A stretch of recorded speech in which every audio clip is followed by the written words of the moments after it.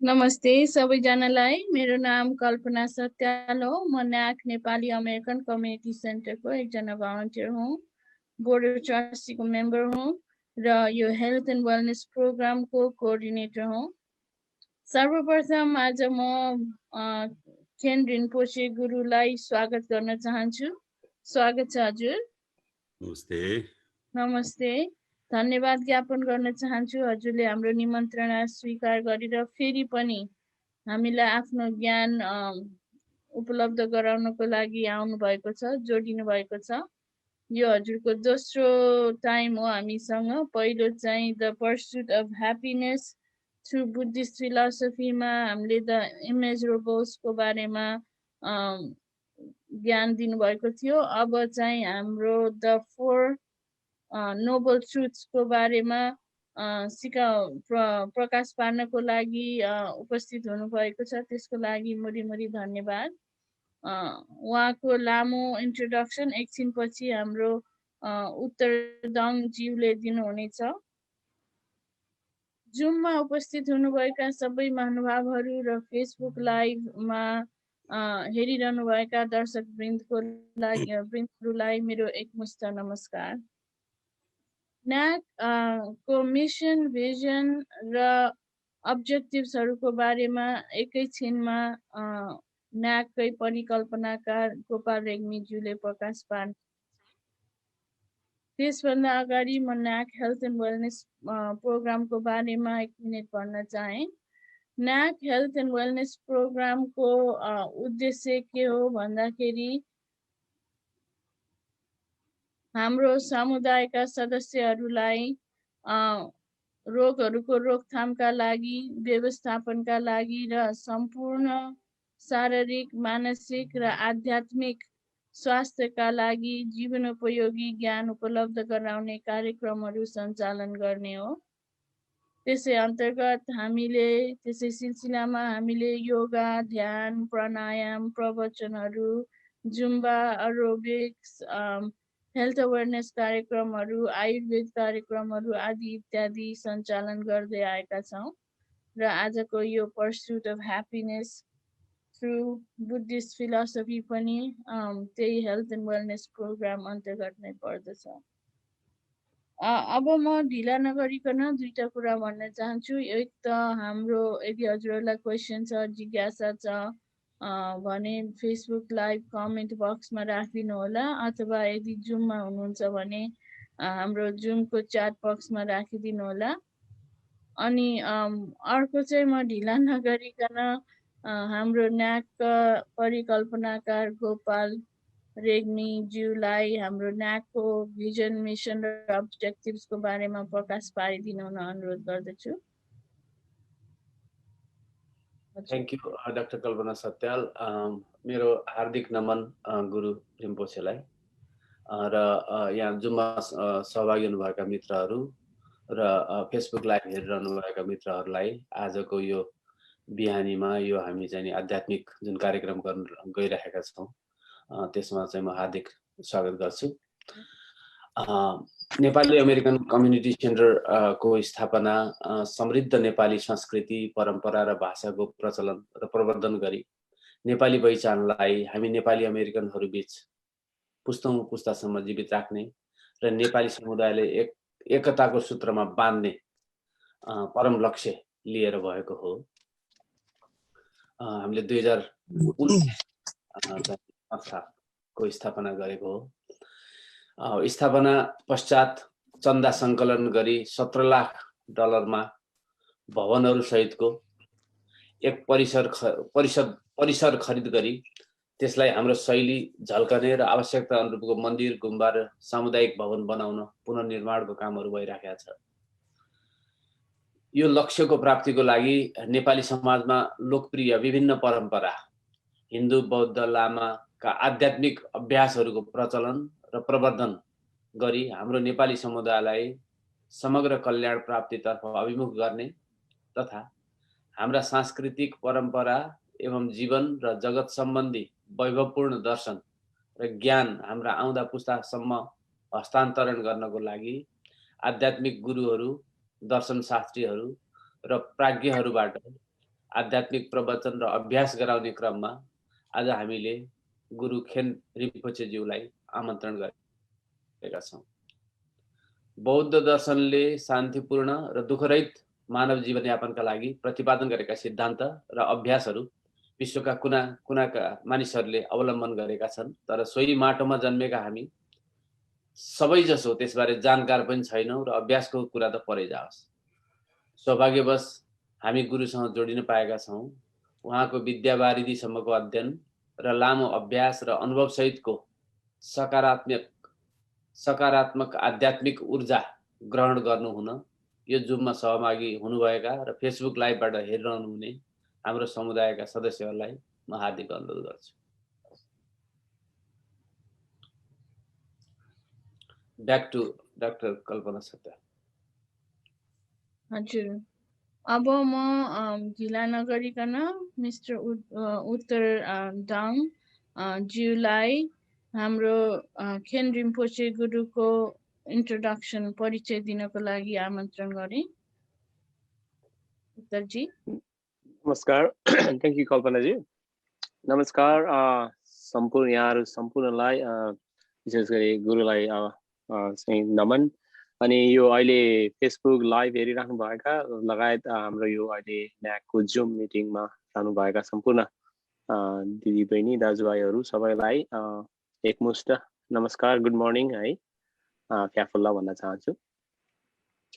म ढिलो नगरिकन मैले रिम्पोछेको बारेमा छोटकरीमा कुरा राख्न चाहन्छु। आज हामी सबैजना यहाँ विशेष गरेर अब रिम्पोछेकै मुहारबाट धेरै कुराहरू सिक्ने अथवा सुन्ने उसमा छौँ, जो मुडमा छौँ। त्यसैले उहाँको मैले छोटकरीमा परिचय भन्नुपर्दाखेरि अगेन मैले लास्ट एपिसोडमा पनि उहाँको बारेमा डिटेलमै अलि बताएको थिएँ। म फेरि उहाँको बारेमा छोटकरी, उहाँ चाहिँ हाम्रो ललितपुर जिल्ला निवासी हुनुहुन्छ र उहाँको ललितपुरमा आफ्नै गुम्बा छ, तामाङ लुङदुक गुम्बा भनेर, बतासे डाँडामा, जुन चाहिँ उहाँले आफ्नै एफोर्टमा इस्टाब्लिस गर्नुभएको र त्यही गुम्बामा चाहिँ उहाँलाई चाहिँ रिम्पोछेको एन्थ्रोनमेन्ट भन्छौँ हामी त्यसलाई, चाहिँ गद्यारोहण भन्छ नि भन्छ नेपालीमा सायद, त्यसलाई अब त्यो चाहिँ उहाँको टाइटल चाहिँ रिम्पोछे त्यसबाट हुन गयो। र उहाँको स्टडीको सवालमा त उहाँले गार्डन युनिभर्सिटी, हाम्रो बुद्धिस्ट मोनास्ट्री कर्नाटकबाट उहाँले चाहिँ गेसे अर्थात् यो विद्यावारिधि गर्नुभएको हो। र उहाँको त्यही क्रममा अहिले उहाँले आफ्नो एफोर्टमा फेरि नेपालमा तामाङ बौद्ध महासङ्घ पनि एउटा चाहिँ बुद्धिस्ट फेडरेसन पनि एउटा अर्गनाइजेसन इस्टाब्लिस गरेर त्यसैको मार्फत उहाँले विगत केही वर्षदेखि उहाँ भनौँ न धेरै एकदमै नियमित रूपमा खटिनु भएर नेपालको विभिन्न जिल्लाहरू गाउँमा 20वटा भन्दा बढी जिल्लाहरूमा चाहिँ विशेष गरेर जुन एउटा हाम्रो बौद्ध शिक्षाको अब एकदमै नपुगेको भनौँ न, अब हामी सहरमा बसेको अथवा पढेको हुर्केको अथवा एउटा हामीले एउटा शैक्षिक हिसाबले ज्ञान हासिल गरेकोहरूले पनि अब बौद्ध शिक्षाको अब एकदमै थोरै मात्रा अथवा कमै मात्रामा हामीले ज्ञान भएको अथवा प्र्याक्टिस गरेको अवस्थामा उहाँले चाहिँ त्यो ज्ञान र त्यो प्र्याक्टिसलाई चाहिँ गाउँ बस्तीसम्म पुर्याउने एकदमै कोसिस गरेर लागिराख्नु भएको छ। र यसै क्रममा अहिले उहाँ आफ्नो एउटा व्यक्तिगत एउटा भ्रमणमा अहिले अमेरिकामा आउनु भएको मौका पारेर हामीले चाहिँ उहाँलाई यहाँ एकदम हाम्रो न्याकको मार्फत अब यो चाहिँ हामी सबैको सौभाग्य भन्नुपर्छ, यो जोडिने मौका पाएछ। र यही क्रममा यति भन्दै म हाम्रो आदरणीय खेन रिम्पोछे केशे निमा थोकर तामाङज्यूलाई चाहिँ म हाम्रो आजको यो हाम्रो धार्मिक यो प्रवचन भनौँ यसलाई चाहिँ सुरु गरिदिनु हार्दिक अनुरोध गर्छु। रिम्पोछे। हस्, धन्यवाद।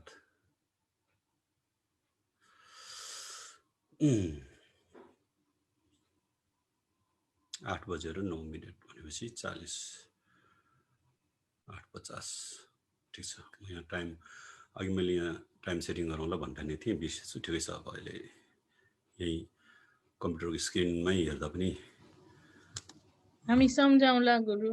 हुन्छ। हस् त, उसले आज फेरि पनि यो दोस्रो चरण, अब यो हाम्रो जुन बौद्ध दर्शनको माध्यमबाट खुसी खोजी भन्ने जुन टपिकमा चाहिँ दोस्रो चरण हो। र त्योभन्दा अगाडि पनि एक चरण हामी भेट भएको थियो। गर्दाखेरि चाहिँ भेट चाहिँ तेस्रो हो, तर यो हाम्रो जुन यो फिलोसफीको बारेमा भनौँ अथवा बौद्ध दर्शनको विषयमा चाहिँ अब दोस्रो चरणको हाम्रो भेट हो। त्यस कारणले आज सर्वप्रथम त अब आयोजक टिम न्याकका अब सम्पूर्ण टिमलाई, भलन्टियर टिम भन्नुभएको छ हजुरहरूले सबैलाई शुभ बिहानी, र जति पनि आजको यो एपिसोडमा पनि सहभागी जनाउनु हुने, जुम मार्फत, फेसबुक लाइभ मार्फत जुड्नुहुने विभिन्न ठाउँबाट जुड्नुहुने सम्पूर्णलाई मेरो तर्फबाट अब यहाँबाट चाहिँ शुभ बिहानी नै भन्नु पर्ला। अब विभिन्न ठाउँमा अब फरक फरक टाइम हुनसक्छ। त्यसकारण आजको हाम्रो जुन यो केही समयपछि फेरि हामी एकपटक जोडेका छौँ र त्यसै क्रममा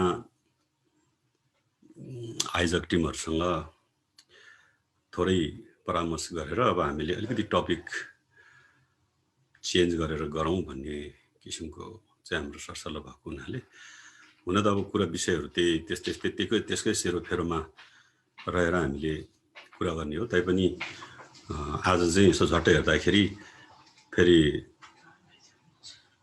योभन्दा अगाडिकै त्यही टपिक रहेछ जस्तो नहोस् भन्नको लागि चाहिँ हामीले थोरै चेन्ज गरेका छौँ। अस्ति 4 इमेजरेबल भनेको थियौँ भने आज चाहिँ 4 नोबल ट्रुथ्स भनेर 4 आर्य सत्यको बारेमा भन्ने गरी हाम्रो यो टपिक चुज भएको छ। तर त्यही टपिक अन्तर्गत नै रहेर अब हामी आजको विषयलाई अगाडि बढाउँछौँ र त्यस कारणले अब आज चाहिँ समय यो भूमिकाहरू के पनि नबाँधिकन अस्ति हामीले पहिलोपटक भएको हुनाले भगवान बुद्धको बारेमा पनि केही कुराहरू जन्मदेखि बुद्धत्व ज्ञान प्राप्तसम्म र विभिन्न अलग अलग समय फरक फरक समयमा गर्नुभएको धर्म देशनको बारेमा लगायतका यी सबै कुराहरू थोरै जोडेको थिएँ। त्यो चाहिँ अब आवश्यकता पनि थियो पहिलोपटक, र आज चाहिँ अब हामी त्यो भूमिका बाँध्नेतिर जाँदैनौँ र त्यसले पनि हाम्रो समय अलिकति सेभ हुन्छ। र त्यसकारण अब आज चाहिँ हामी विशेष गरेर 4 आर्य सत्य भन्ने एउटा टपिकलाई हामीले लिएका छौँ र त्यो चाहिँ विशेष गरेर भगवान बुद्धले बुद्धत्व ज्ञान प्राप्त पश्चात पहिलो धर्म देशना है, अब हामीले अस्ति पनि चर्चा गरेका थियौँ, पहिलो, दोस्रो, तेस्रो गरेर चाहिँ तेस्रो चरणसम्मको चाहिँ धर्म देशनाहरू गर्नुभएको थियो भनेर हामीले भनेका थियौँ। त्यही अन्तर्गतै यो पहिलो धर्म देशना जब बुद्धत्व ज्ञान प्राप्त भएर 49 दिन पश्चात, 7 हप्ता पश्चात अनि उहाँले चाहिँ एउटा धर्म देशना दिनुभएको थियो। त्यो चाहिँ भारतकै अब सारनाथमा युपीमा पर्छ क्यारे थियो। मैले अस्ति बिहारतिर भने जस्तो लाग्यो, बिहार होइन युपीमा पर्छ, उत्तर प्रदेशमा।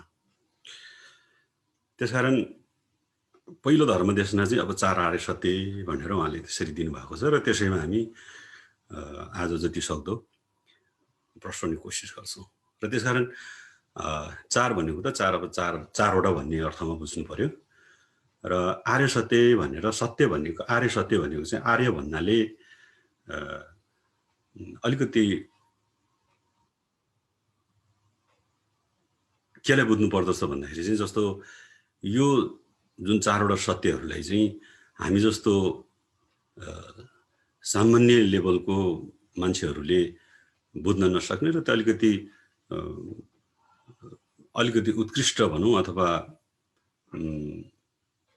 अलिक ज्ञान प्राप्त भइसकेकोहरूले मात्रै यसको वास्तविक अर्थलाई बुझ्न सक्ने भएको हुनाले नै अनि त्यसले चाहिँ आर्य भन्ने अर्थ, आर्य भन्ने चाहिँ शब्द जोडिएको र सत्य भन्नाले चाहिँ अब वास्तविकता र यथार्थ जे छ त्यही हो भन्ने अर्थमा सत्य भन्ने बुझ्नु पर्यो, जसमा झुट छैन, जसमा असत्य छैन, जो चाहिँ क्लियर छ, त्यसमा कुनै पनि खोट छैन भने जसलाई हामी सत्य भन्ने हो। त्यसकारण 4 आर्य सत्य भन्नाले असामान्य व्यक्तिहरूले जुन त्यसको वास्तविक अर्थलाई बुझ्न सकेको र देख्न सकेको अर्थमा आर्य भन्ने चाहिँ शब्दलाई त्यसरी जोडिएको छ। त्यसकारण 4वटा आर्य सत्यहरू छ भनेर जुन बुद्धले पहिलो धर्म देशनामा पञ्चवर्गीय भिक्षु लगायत चाहिँ अब अन्य थुप्रै श्रोताहरूलाई धर्म देशना गर्नुभएको थियो र त्यसैले नै चार आर्य सत्य भनियो। र अब त्यो चार आर्य सत्य चाहिँ के हो भन्ने अर्थमा पहिलो त नामकरण नै हामीले बुझ्नु जरुरी छ। नाम के हो त चारवटा भन्ने अर्थमा। अनि चारवटा आर्य सत्यहरू चाहिँ भगवान बुद्धले जुन देशना गर्नुभएको बेलामा के भन्नुभयो भन्दाखेरि चाहिँ अब दुःख सत्य भन्ने एउटा हो पहिलो नम्बरमा, दोस्रोमा समुदय सत्य, तेस्रोमा निरोध सत्य र चौथोमा मार्ग सत्य भनेर चारवटा आर्य सत्यहरू चाहिँ यसरी बताउनु भएको छ। जस्ट यसको इन्ट्रोडक्सन भनौँ न, चारवटा सत्य के हो भन्यो भने चाहिँ दुःख सत्य, समुदय सत्य, निरोध सत्य र मार्ग सत्य, यसलाई नै चारवटा आर्य सत्यहरू भनिन्छ। र यो चार आर्य सत्यहरू चाहिँ के को बेसमा भन्नुभएको त भन्दाखेरि चाहिँ अब यसमा चाहिँ अब पहिलो नम्बरमै दुःख सत्य भनेर उहाँले जुन जसरी बताउनु भएको छ, दुःख सत्य भन्नाले हैन, किनभने अब हामी हाम्रो यो अहिले टिचिङको टपिक नै अब खुसीको खोजी भनेका छौँ हैन, खुसीको खोजी भनेका छौँ। र खुसी भन्नाले सामान्यतया बुझ्दाखेरि चाहिँ दुःख रहितलाई बुझ्ने हो नि त। दुःख रहित, दुःख भनेको यदि छैन भने सम्भवतः अब त्यो अस्ति हामीले खुसी र सुखको कुराहरूमा पनि अलिकति विभेदहरू बताएका थियौँ योभन्दा पहिलाको एपिसोडमा। जे होस्, अब यदि दुःख रहित हुने हो भने खुसी भन्ने कुरा चाहिँ अब त्यो प्राय म्याक्सिमम नै भनौँ न एक हिसाबले, कुनै एङ्गलबाट यदि दुःख छैन, दुःख रहित छ र दुःखबाट मुक्त छौँ भने अनि हामीले एउटा खुसी अनुभूति गर्ने एउटा मूल माध्यम पनि त्यो त्यसरी नै त्यहाँबाट नै बुझ्न सक्छौँ। त्यसकारणले अब दुःख र सुख भन्ने कुराहरू चाहिँ के को बेसमा, के को आधारमा चाहिँ त्यसलाई हामीले लिन सक्छौँ त भन्ने अर्थमा चाहिँ अस्ति पनि हाम्रो कुरा भएको थियो। विशेष गरेर शारीरिक र मानसिक, फिजिकली र मेन्टली, यो दुईटा कुरामा जोडिन्छ।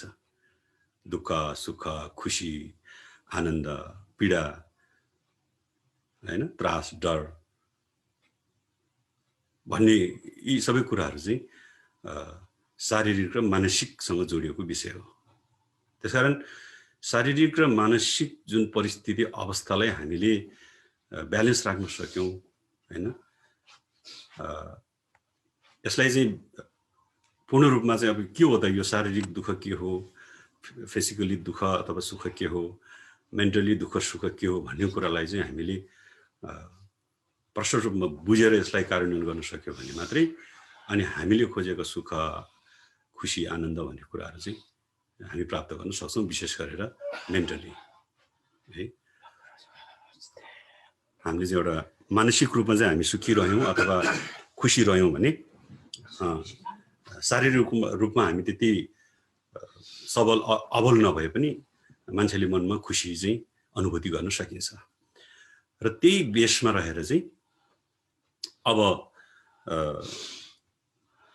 शारीरिक र मानसिक सुख या दुःखलाई चाहिँ हामीले कसरी भिन्नता छुट्याउने र त्यो कसरी हुन्छ, दुःख कसरी हुन्छ र अब सुख हामीले चाहेको, यदि सुख चाहेका छौँ भने सुखको चाहिँ विपरीत के हो त भन्दा दुःख, दुःखबाट मुक्त हुनु अथवा दुःखबाट अलग हुनु भनेकै त्यो चाहिँ नै सुख हुनु हो, सुख प्राप्त हुनु हो।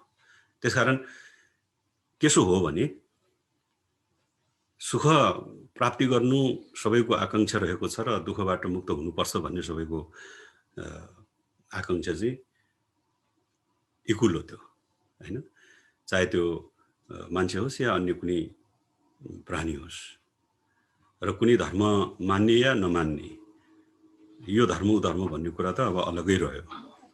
र धर्म मान्ने या नमान्ने जोसुकैले पनि सुख खोजिरहेको र दुःखबाट मुक्त हुन चाहिरहेको यो चाहिँ सबैमा एउटै हो। त्यसको एउटा माध्यम फरक हुनसक्छ, शैली फरक हुनसक्छ, तरिका फरक हुनसक्छ हैन। आखिर गोल चाहिँ के हो त? अन्तिम गोल सबैको भन्दाखेरि चाहिँ सुख नै हो हैन। अनि अस्ति हामीले फेरि त्यो कुराहरू पनि गरेका थियौँ। हामी अमेरिकासम्म किन आयौँ त भन्दाखेरि त कतै सुख पो पाइएला कि, कतै सहज पो होला कि हैन। हामी जहाँ बसेका थियौँ, जहाँ जन्मेका थियौँ अथवा जुन ठाउँमा बसेका थियौँ त्यहाँ चाहिँ जति हामीले खोजेको सुख शैल, सुख सुविधा, आनन्द, खुसी यी सबै कुराहरू हामीले चाहेको जति चाहिँ कतै नपाएको हो कि भन्ने एउटा त्यो महसुस भइसके पछाडि हामीले कतैबाट पाइएला कि भनेर दायाँ बायाँ लाग्नु कारण त मूल त त्यो रहेछ नि त। हाम्रो गोल त त्यो हो नि त। जसले जे भने नभने पनि गोल त त्यही हो सबैको। त्यसकारण त्यो अर्थमा चाहिँ अब यो चार आर्य सत्यले चाहिँ के बताउँछ त भन्दाखेरि हो, अब यदि हामी सुख चाहिन्छ र सुख शान्ति समृद्धि भन्ने कुरा नै हाम्रो मूल अब आधारभूत एउटा विषय सबैको लागि त्यही नै हो टार्गेट। र त्यो प्राप्त गर्नु छ भने अब दुःख भनेको के हो त्यो बुझ्नु जरुरी छ। त्यो रहेछ नि त है।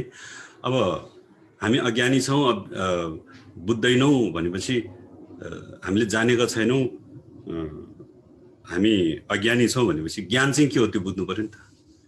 ज्ञान के हो बुझ्नु साथै अज्ञान भन्ने कुरा अटोमेटिकली हट्ने कुरा हो।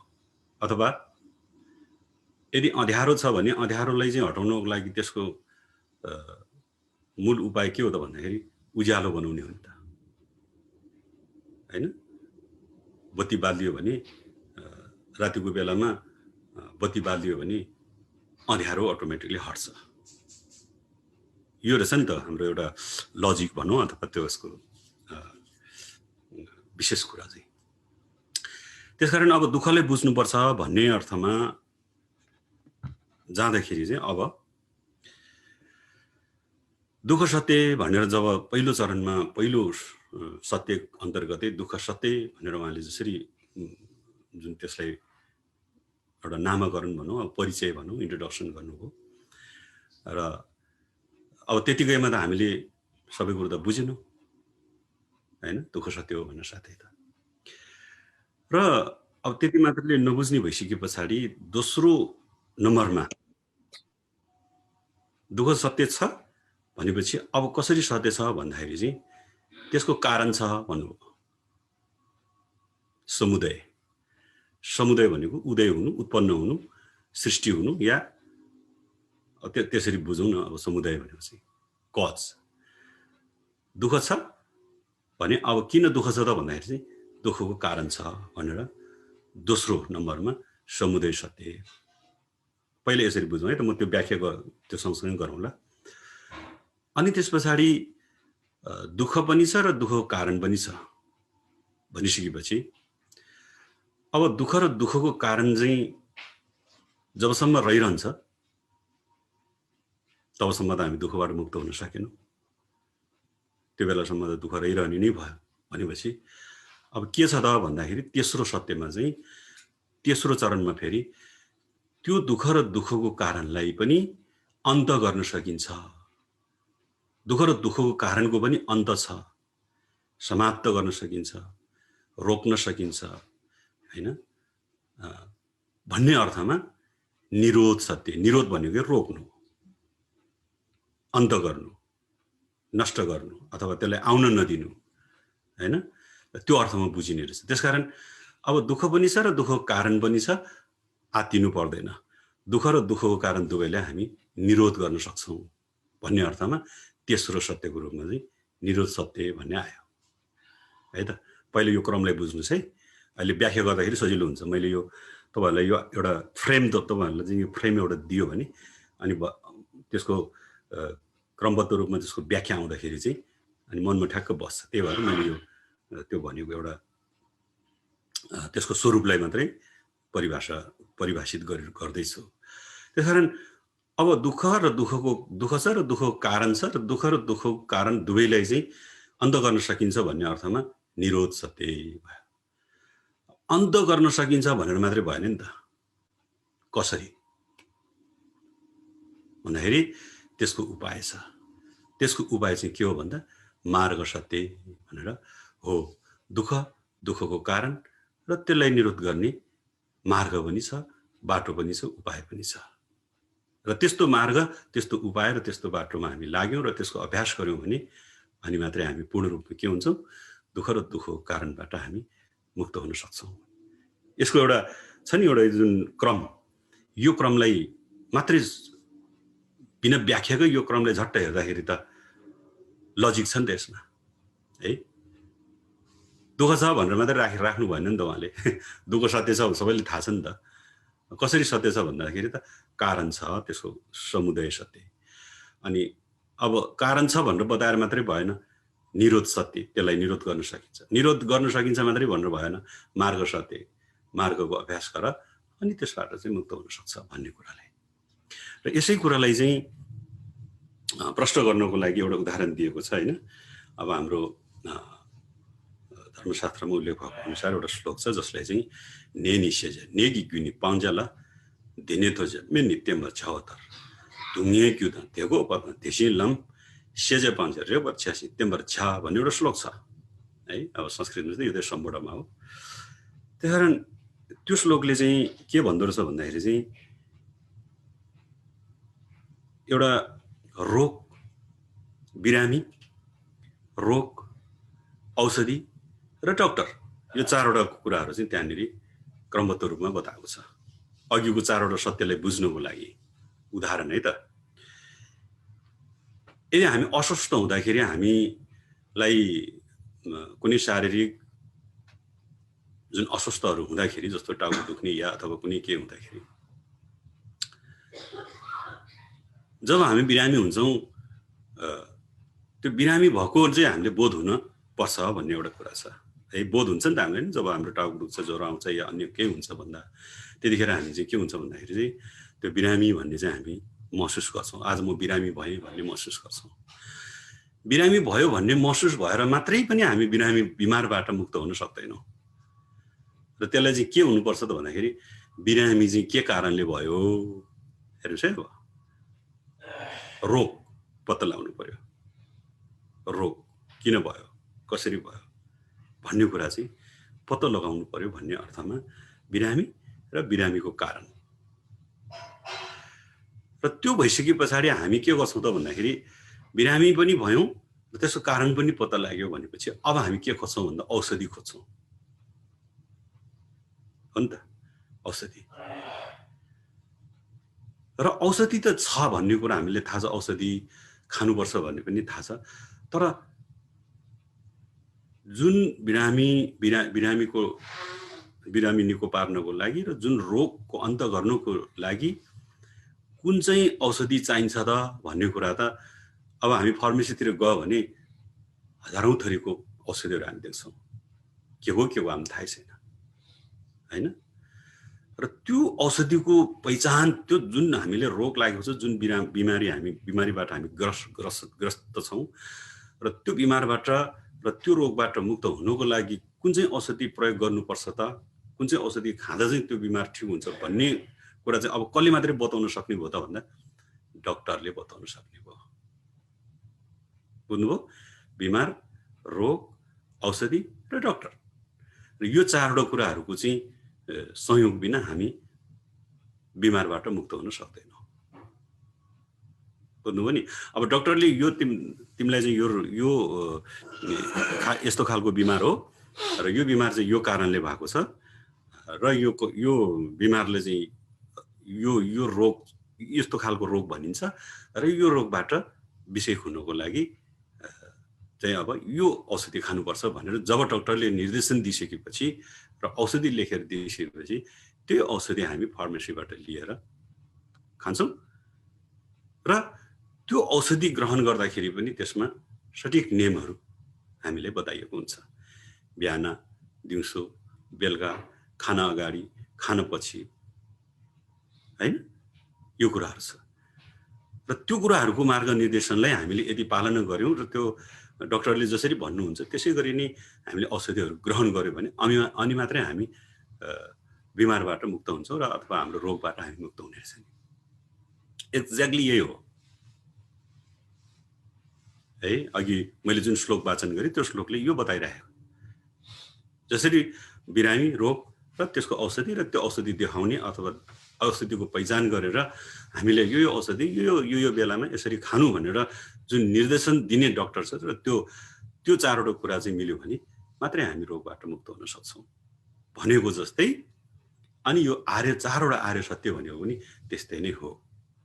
दुःख सत्य छ, दुःखको समुदाय दुःखको कारण छ र दुःखको कारणको निरोध गर्नुपर्छ र निरोध गर्नको लागि पनि मार्ग छ र त्यो मार्ग पनि कसरी गर्ने भन्ने अघि डाक्टरले औषधि यसरी खानु, यो चिजहरू बार्नु या खाना अगाडि या पछाडि भनेर जुन निर्देशन दिनुभएको छ त्यो निर्देशन अनुरूप खायो भने मात्रै अनि हामी सन्चो हुने रहेछ नि त, होइन? एउटा मात्रै ट्याब्लेट खाऊ भने छ, दिएको जोडी 3टा खाइदियो भने पनि नहुने रहेछ। बिहान बेलुका दिउँसो खाऊ भने छ, अनि बिहान चाहिँ खाइदिने फेरि दिउँसो बेलुका नखायो भने त्यो पनि नहुने रहेछ, होइन? भनेपछि एउटा प्रक्रिया रहेछ नि त, मार्गदर्शन भनेको यो रहेछ नि। त्यसकारण त्यस्तो मार्गदर्शनहरूको अनुसरण गरिसकेपछि मात्रै अनि हामीले चाहिँ पूर्ण रूपमा त्यसको नतिजा पाउँदो रहेछौँ भन्ने कुरा चाहिँ अब यो कुराहरूबाट बुझ्न सकिन्छ। त्यसकारण अब त्यो अर्थमा अब म विस्तृत रूपमा त्यसको व्याख्यामा जान्छु। अब दुःख सत्य भन्नुभयो। अब दुःख सत्य चाहिँ के हो त उसो भयो भन्ने अर्थमा दुःखका 3वटा भेदहरू बताउनु भएको छ, है त? हामीले चाहिँ अब दुङ्गे ख्याबदुजी दुङ्गे भनेर 3टा चाहिँ भेदहरू बताउनु भएको छ। त्यसमा चाहिँ के भन्नुभएको भन्दाखेरि दुःखको दुःख अनि परिवर्तित दुःख र विपरिणाम दुःख भनेर 3 प्रकारको दुःख चाहिँ दुःखको भेदहरू बताउनु भएको छ, है त? त्यो जनरली रूपमा चाहिँ हामी जुन शारीरिक र मानसिक यो दुवै कुरामा जोडिन्छ। अब दुःखको दुःख भन्नाले चाहिँ के हो त भन्दाखेरि जस्तो हामीले टाउको दुख्छ, ज्वरो आउँछ, कतै ठक्कर लाग्दाखेरि चोटपटक लाग्छ, होइन? अन्य कुनै पनि शारीरिक जुन दुःख कष्टहरू अथवा रोगहरू हामीले लाग्छ त्यतिखेर चाहिँ दुःखमाथि दुःख भन्नु खोजेको थियो। दुःखको दुःख भनेको चाहिँ दुःखमाथि दुःख भनेको चाहिँ के हो त भन्दाखेरि जनरली हामी अब त्यसलाई दुःखमाथि दुःख भन्नाले फेरि झट्ट नबुझ्न पनि सकिन्छ, होइन?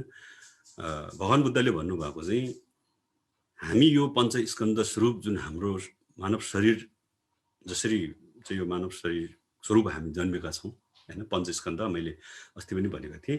पञ्चस्कन्ध भनेको चाहिँ रूप, संज्ञा, रूप, वेदना, संज्ञा, संस्कार र विज्ञान, यो 5वटालाई चाहिँ पञ्चस्कन्ध भन्छौँ हामी। र यो 5वटा स्कन्धहरूद्वारा बनिएको जुन निर्मित हाम्रो मानव चोला छ, है? अब यसमा अलिकति हामीले अलिक बुझ्नुपर्ने कुरा चाहिँ के छ भन्दाखेरि बौद्ध दर्शनमा सृष्टिकर्ताको व्याख्या गर्दैन, है? अब हजुरहरूले सुनिरहँदाखेरि के बुझ्नुहोस् भन्दाखेरि अब हामी सृष्टिकर्ताको प्रतिको आस्था अथवा विश्वास राख्नेहरू पनि छौँ, होइन?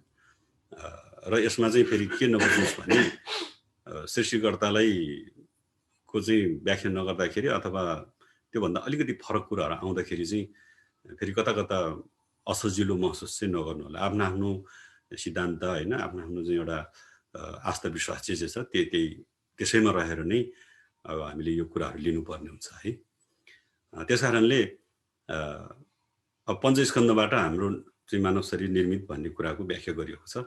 अब फेरि सृष्टिकर्तातिर गयो भने त फेरि, होइन, अब सृष्टिकर्ताले नै सृजित गरेको भन्ने कुराहरू आउँछ। अब त्यो जे होस्, अब त्यो कुराहरूलाई हामीले आफ्नो आफ्नो ठाउँबाट बुझौँ।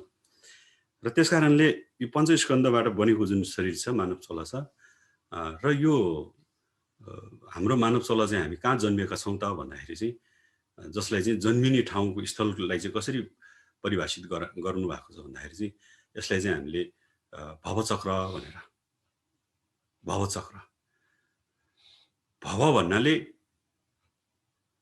चक्र भनेको त अब यो घुमिरहने कुरालाई बुझ्नु पर्यो र भव भनेको चाहिँ त्यो ठाउँलाई बुझ्नु पर्यो।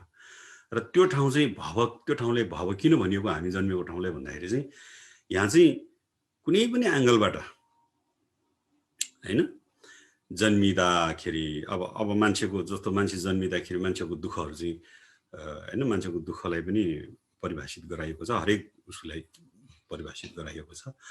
अब यो भवचक्रमा जन्मिँदाखेरि चाहिँ यो भवचक्रलाई चाहिँ अब 6वटा स्थानको रूपमा परिभाषित गर्नुभएको छ। जस्तै म त्यसलाई जस्ट नामकरण मात्रै दिन चाहन्छु, जसलाई चाहिँ देवलोक, असुरलोक, मनुष्यलोक, पशुलोक, प्रेतलोक र नरकलोक, यो 6वटा लोकको चाहिँ कुरा व्याख्या गरिएको छ बौद्ध दर्शनमा। र यो 6वटा लोकमा जन्मिनु भनेकै, अनि यो 6वटा लोक नै के हो भन्दा भवचक्र हो भनेर चाहिँ यसरी परिभाषित गर्नुभएको छ। भनेको यो 6वटा लोकमा जहाँ जन्मे पनि यसमा परम सुख चाहिँ छैन है।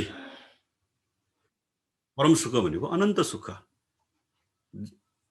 त अनन्त सुख प्राप्त हुनु, परम सुख प्राप्त हुनु भनेकै पूर्ण रूपमा दुःखबाट सदाको लागि मुक्त हुनु हो। तर यो भवचक्रमा त्यो अनन्त सुख छैन। यहाँ जन्मिनु दुःख, मृत हुनु दुःख, मर्नु दुःख, रोग लाग्नु दुःख, यो सबै दुःखहरू हामी भोगिरहेका छौँ। जुन सुख हामी अनुभूति गरिरहेका छौँ अहिले, हामी कुनै हामी बिरामी पनि छैनौँ, टाउको दुख्या पनि छैन, ज्वरो आएको पनि छैन, या अन्य कुनै शारीरिक मानसिक कुनै पनि एङ्गलबाट हामी दुखी छैनौँ भने यो चाहिँ यतिखेर हामीले जुन सुख अनुभूति गरिरहेका छौँ त्यो सुख चाहिँ क्षणिक हो। भनेको यो सुख चाहिँ हामीले अनन्त सुख प्राप्त गरिरहेका छैनौँ, परिवर्तन हुन्छ। त्यही भएर अहिले आउँछ त्यो दोस्रो चरणमा हो। त्यो कारणले यो जुन हामीले लिएको भवचक्रमा जुन हामी जन्मेका छौँ, हामीले पञ्चस्कन्ध रूपी जुन स्वरूप हामीले लिएका छौँ, यो नै दुःख हो। र अब त्यसमाथि नै झन्टाको दुख्नु, ज्वरो आउनु, अन्यत्र चाहिँ रोगहरू लाग्नु, पीडा हुनु भनेको त्यो चाहिँ के भयो त भन्दा दुःखमाथि दुःख भयो नि त त्यो त। त्यही भएर दुःखको दुःख भन्नुभएको छ नि त, बुझ्नुभयो? त्यो म त्यसरी मैले अब त्यो दुःखको बारेमा चाहिँ त्यसरी बुझ्नु पर्यो। परिवर्तित दुःख भने दोस्रोमा परिवर्तन हुने। परिवर्तित दुःख भन्नाले चाहिँ अपेक्षा चाहिँ सुखको लिने, सुख प्राप्तिको लागि गरिरहेको जुनसुकै हामीले जुन कर्म गर्छौँ अथवा काम गर्छौँ, त्यो काम चाहिँ गर्दै गर्दाखेरि अपेक्षा सुखको लिँदै पनि पाउनुपर्ने सुख चाहिँ नपाएर दुःखतिर परिणत हुनु अथवा दुःख चाहिँ पाउनु पर्ने जुन परिस्थिति सिर्जना हुन्छ, त्यतिखेर चाहिँ के हुन्छ? परिवर्तित दुःख भनेको सुखबाट दुःखतिर जानु भन्नाले। अब एउटा उदाहरणको लागि चाहिँ के भनौँ भन्दाखेरि, जस्तो हामीले भोक लाग्छ र भोक लागेपछि हामीलाई खाने इच्छा हुन्छ र कुनै पनि खानाहरू खाइसकेपछि हाम्रो भोक मेटिन्छ, तृप्त हुन्छ र हामीलाई एउटा खुसी अथवा आनन्द महसुस हुन्छ हामीलाई है। त्यो भनेको खाना भनेको चाहिँ के रहेछ भन्दा हाम्रो भोक मेटाउनुको लागि लिने एउटा हाम्रो भोजनको रूपमा हामी लिन्छौँ र जसबाट हामी तृप्त भएपछि भोक मेटिन्छ र हामीलाई आनन्द खुसी लाग्छ। तर त्यही खाना जुन चिज चाहिँ हामी खाँदैछौँ खानाको रूपमा, त्यो खाना एउटा दूषित भइदियो अथवा जुन खानुपर्ने जति नखाएर बढी खाइदियो, या अथवा त्यो कुनै न कुनै एङ्गलबाट हामीले शरीरमा असर हुने खालको चाहिँ अवस्थामा हामीले खाना ग्रहण गर्यो भने एकछिनको लागि त्यो खाना पेटमा पुग्दाखेरि हाम्रो पेट भरियो भन्ने जस्तो महसुस चाहिँ हुन्छ। पेट भरियो भन्ने महसुस र भोक मेट्यो भन्ने एउटा महसुस हुन्छ। तर बिस्तारै त्यो खानाले चाहिँ हाम्रो पेटभित्र चाहिँ असर गर्दै गएपछि अनि त्यसले के गर्छ भन्दा हैन, पेट दुख्ने अथवा पखाला लाग्ने या अथवा अन्य कुनै पनि असजिलो असहज चाहिँ जब सिर्जना हुन्छ, त्यतिखेर अघिको त्यो जुन खानाले हामीले के खोजेका थियौँ भन्दाखेरि खोज्न त सुखै खोजेका थियौँ नि, अथवा भोक लाग्यो र भोक मेटाउनु पर्यो भन्ने त्यो खोजेको हो नि त। तर त्यसले चाहिँ के गर्यो त भन्दाखेरि भोक एकछिनको लागि मेटायो, तर त्यो चाहिँ दुःखमा परिणत भयो है। परिवर्तित दुःख भन्नाले चाहिँ त्यस्तो अर्थमा बुझ्नु पर्यो। भन्नुको चाहिँ अब यसमा निचोड त्यो त एउटा सानो उदाहरण हो। अब यसलाई चाहिँ हामीले अरू एङ्गलबाट पनि बुझ्न सक्छौँ। यसको चाहिँ सार के हो भन्दाखेरि हामीले जुन अपेक्षा गरेको सुख र त्यो सुख अपेक्षा गर्दै दुःखमा परिणत हुन जानुलाई नै के भन्छ? परिवर्तित दुःख भन्छ। यो हाम्रो जीवनमा हरेक विषयमा आउन सक्छ है। त्यो कुराहरू हामी भोगिरहेका छौँ, हामी त्यसलाई पहिचान गर्न नसकेको मात्रै हो है। अब जस्तो हामी चाहिँ बस्नको लागि सहज हुनको लागि आफ्नै यतातिर त हाम्रो फ्ल्याटतिर बस्दा अथवा चाहिँ सँगै बस्दाखेरि हैन त्यति स्वतन्त्र नहुने अथवा त्यति सहज नहुने भनेर हामी घरहरू बनाउँछौँ अथवा घर चाहिँ किन्छौँ हैन। त्यो घर त हामीले हाम्रो लक्ष्य भनेको हाम्रो अपेक्षा भनेको त त्यही सुखकै लागि अथवा अलिक सहज होस्, अलिकति फ्रिडम होस् हैन, अलि आफ्नो मात्रै परिवारहरू बसेर बस्न पायो भने राम्रो हुन्छ भन्ने लक्ष्यले हामीले त्यो गरेको हो नि। तर त्यही घर भोलि गएर बिस्तारै हैन आफैले घाँडो हुँदै जाने परिस्थितिहरू आउँछ नि हैन। के नमिलेको हैन, यो नै होला परम सुख त अथवा अघिको भन्दा त यो नै ठिक होला भन्ने त अघि हामी लागेको थियो नि। तर त्यो बिस्तारै गएर दुःखमा परिणत हुँदै जाने क्रमहरू हुँदै जान्छ। त्यही भएर त्यसलाई नै हामीले परिवर्तित दुःख भनेका हौँ है। त्यस पछाडि अब विपरिणाम दुःख भन्ने तेस्रो चरणमा। विपरिणाम दुःख भनेको चाहिँ यो पञ्चस्कन्ध स्वरूप जुन हाम्रो शरीर छ त्यो शरीर नै यो चोला नै स्वयं आफै नै दुःखको मूल हो, दुःखको जड हो। यसरी हामी जन्मिनु पञ्चस्कन्ध सहितको चाहिँ एउटा चोला अथवा यो भव चक्रमा अघि मैले जुन 6वटा लोकहरूको कुरा गरेँ, यो 6वटा लोक यो चक्रबाट हामी मुक्त हुनु भनेकै अब हामीले परम सुख पाउनु हो या अथवा अनन्त सुख पाउनु हो। र यो चाहिँ हाम्रो जुन बेलासम्म हामीले यो पञ्चस्कन्ध रूपी शरीर लिइरहन्छौँ, यो चोला लिइरहन्छौँ अथवा यो 6वटा चक्रभित्रमा हामी जन्म लिइरहन्छौँ, अनि तबसम्म चाहिँ हामी दुःखबाट मुक्त हुँदैन। त्यही भएर यो स्वरूप नै हाम्रो के हो, दुःखको जड हो, दुःखको मूल हो। अब हामी योबाट नै मुक्त हुनुपर्छ भन्ने अर्थमा विपरिणाम दुःख भनेर चाहिँ यसरी बताउनु भएको छ है त। अब यो चाहिँ दुःखको चाहिँ भेदहरू भयो। यो हामी के अरे सम्भवतः अब समय पनि निकै गइसकेको छ, अब हाम्रो समय त्यति लामो छैन। अनि त्यस पछाडि अब यो दुःखलाई यति नै बुझौँ है त। दुःख परिवर्तित दुःख र विपरिणाम दुःख, यो दुःखहरू हामीले भोगिरहेका छौँ। त्यही भएर यो सत्य छ भनेर भगवान् बुद्धले त्यसरी बताउनु भएको रहेछ। यो चाहिँ युनिभर्सल कुरा हो कि, यो चाहिँ बुद्धको दर्शन सिद्धान्त कुरा हो। यो धर्ममा आस्था राख्नु नराख्नु यो फरक कुराहरू हुन् होइन। यो कुराहरू चाहिँ हामी सबैमा लागु हुने विषय रहेछ नि त। टाउको सबैले दुख्दैन त टाउको सबैले दुख्छ त। अनि अब यो कुन धर्म मान्नेलाई दुख्ने, कुन धर्म नमान्ने नदुख्ने त होइन नि त होइन। दुःखको दुःख त सबैले हुने रहेछ। अनि सुख खोज्दा खोज्दै दुःख पाउने त्यो पनि सबैलाई भइरहँदै रहेछ होइन। अब यो पञ्चस्कन्ध रूपी जुन शरीर हामीले लिएका छौँ त्यो नै दुःखको स्रोत हो भनिसके पछाडि त्यो हामी सबैसँगै छ होइन। पञ्चस्कन्ध हामी सबैसँग छ नि त भनेपछि त्यस कारण यो कुराहरू चाहिँ युनिभर्सल हो है। त्यस कारण यो ढङ्गले बुझौँ। र त्यस पछाडि अब यो दुःखहरू त यस्तो छ भन्ने कुराको परिभाषित भइसके पछाडि अब यो दुःख चाहिँ कहाँबाट आउँछ त, अब यो खोज्नु पर्यो नि त भन्दाखेरि चाहिँ अनि समुदाय सत्य होइन त। यो दुःखको पनि कारण छ भन्नुभयो। अब उसो भए कारण चाहिँ के हो त भन्दाखेरि चाहिँ अनि दुईवटा कारणहरू बताउनु भएको छ है त। त्यो दुईवटा कारण चाहिँ के हो भन्दा कर्म र क्लेश भनेर दुईवटा कुरा बताउनु भएको छ। कर्म र क्लेश हो। क्लेश भन्नाले चाहिँ कर्म भनेको त हामीले गरिने गतिविधि, हामीले गर्ने चाहिँ होइन। हामी भन्छौँ नि पूर्वजन्मको कर्म, यो जन्मको कर्म होइन। अब हामी अहिले के भइरहेको छ त्यो हाम्रो पूर्वजन्मको फल हो। अब भोलि हामी कहाँ जन्मिन्छौँ यो जन्मको आधारमा हामी भोलि यो खालका सिद्धान्तहरू अब छ होइन। मान्ने नमान्ने भन्ने कुरा आफ्नो आफ्नो ठाउँमा छँदैछ। त्यस कारणले अब कर्म भनेको चाहिँ अब हामीले गर्ने एक्टिभिटिजहरूलाई नै कर्म भनिएको रहेछ नि। के गर्छौँ त भन्दाखेरि हो त्यस्तो कर्मको रूपमा चाहिँ अब हामी के गर्छौँ त भन्दा अब छोटकरीमा बुद्धको दर्शन अनुसार चाहिँ के बताएको छ भन्दा शरीर वचन र मन यो तीनटा कुराहरू बताउनु भएको छ। यो पनि युनिभर्सल हो, बुद्धले बताउनु भयो। त्यस कारण बुद्ध धर्म मान्नेले चाहिँ यो मान्नुपर्छ, अरूले चाहिँ मान्नु पर्दैन, यो होइन रहेछ नि। शरीर वचन र मन भनेको हामी सबैसँग छ। बोल्ने वचन हामीसँग छ, सोच्ने मन हामीसँग छ, र वचन शरीर हामीसँग टाउकोदेखि खुट्टासम्मको जुन अङ्ग प्रत्यङ्गहरू सबै शरीर भइहाले। त्यस कारण शरीरबाट गर्ने कर्म, वचनबाट गर्ने कर्म र मनबाट गर्ने कर्महरू छन्। र यी कर्महरूको कारणले गर्दाखेरि नै अनि हामीले चाहिँ दुःख पाउने र सुख पाउने भन्ने कुरा चाहिँ यो कर्ममा पनि निर्भर छ। र यो कर्मको कारणले गर्दाखेरि नै त्यो कुराहरू तय हुन्छ भन्ने कुरा बताउँदाखेरि चाहिँ अब कर्म चाहिँ कति प्रकारका छन् भन्दाखेरि 3 प्रकारको कर्महरू बताउनु भएको छ। एउटा कुशल, एउटा अकुशल र एउटा मध्यम बिचको, कुशल पनि होइन अकुशल पनि होइन। यो तीनटा कुराहरू छ। र यो भनिरहँदाखेरि अब उसो भए के हो त भन्दाखेरि शरीरबाट 3 प्रकारका, वचनबाट 4 प्रकारका र मनबाट 3 प्रकारका चाहिँ गरेर जम्मा 10 वटा कर्महरू हामी गर्छौँ। र यो 10 वटा कर्महरू नै एक प्रकारकोलाई कुशल र अर्को प्रकारलाई अकुशल भनेर परिभाषा त्यसरी गर्नुभएको छ।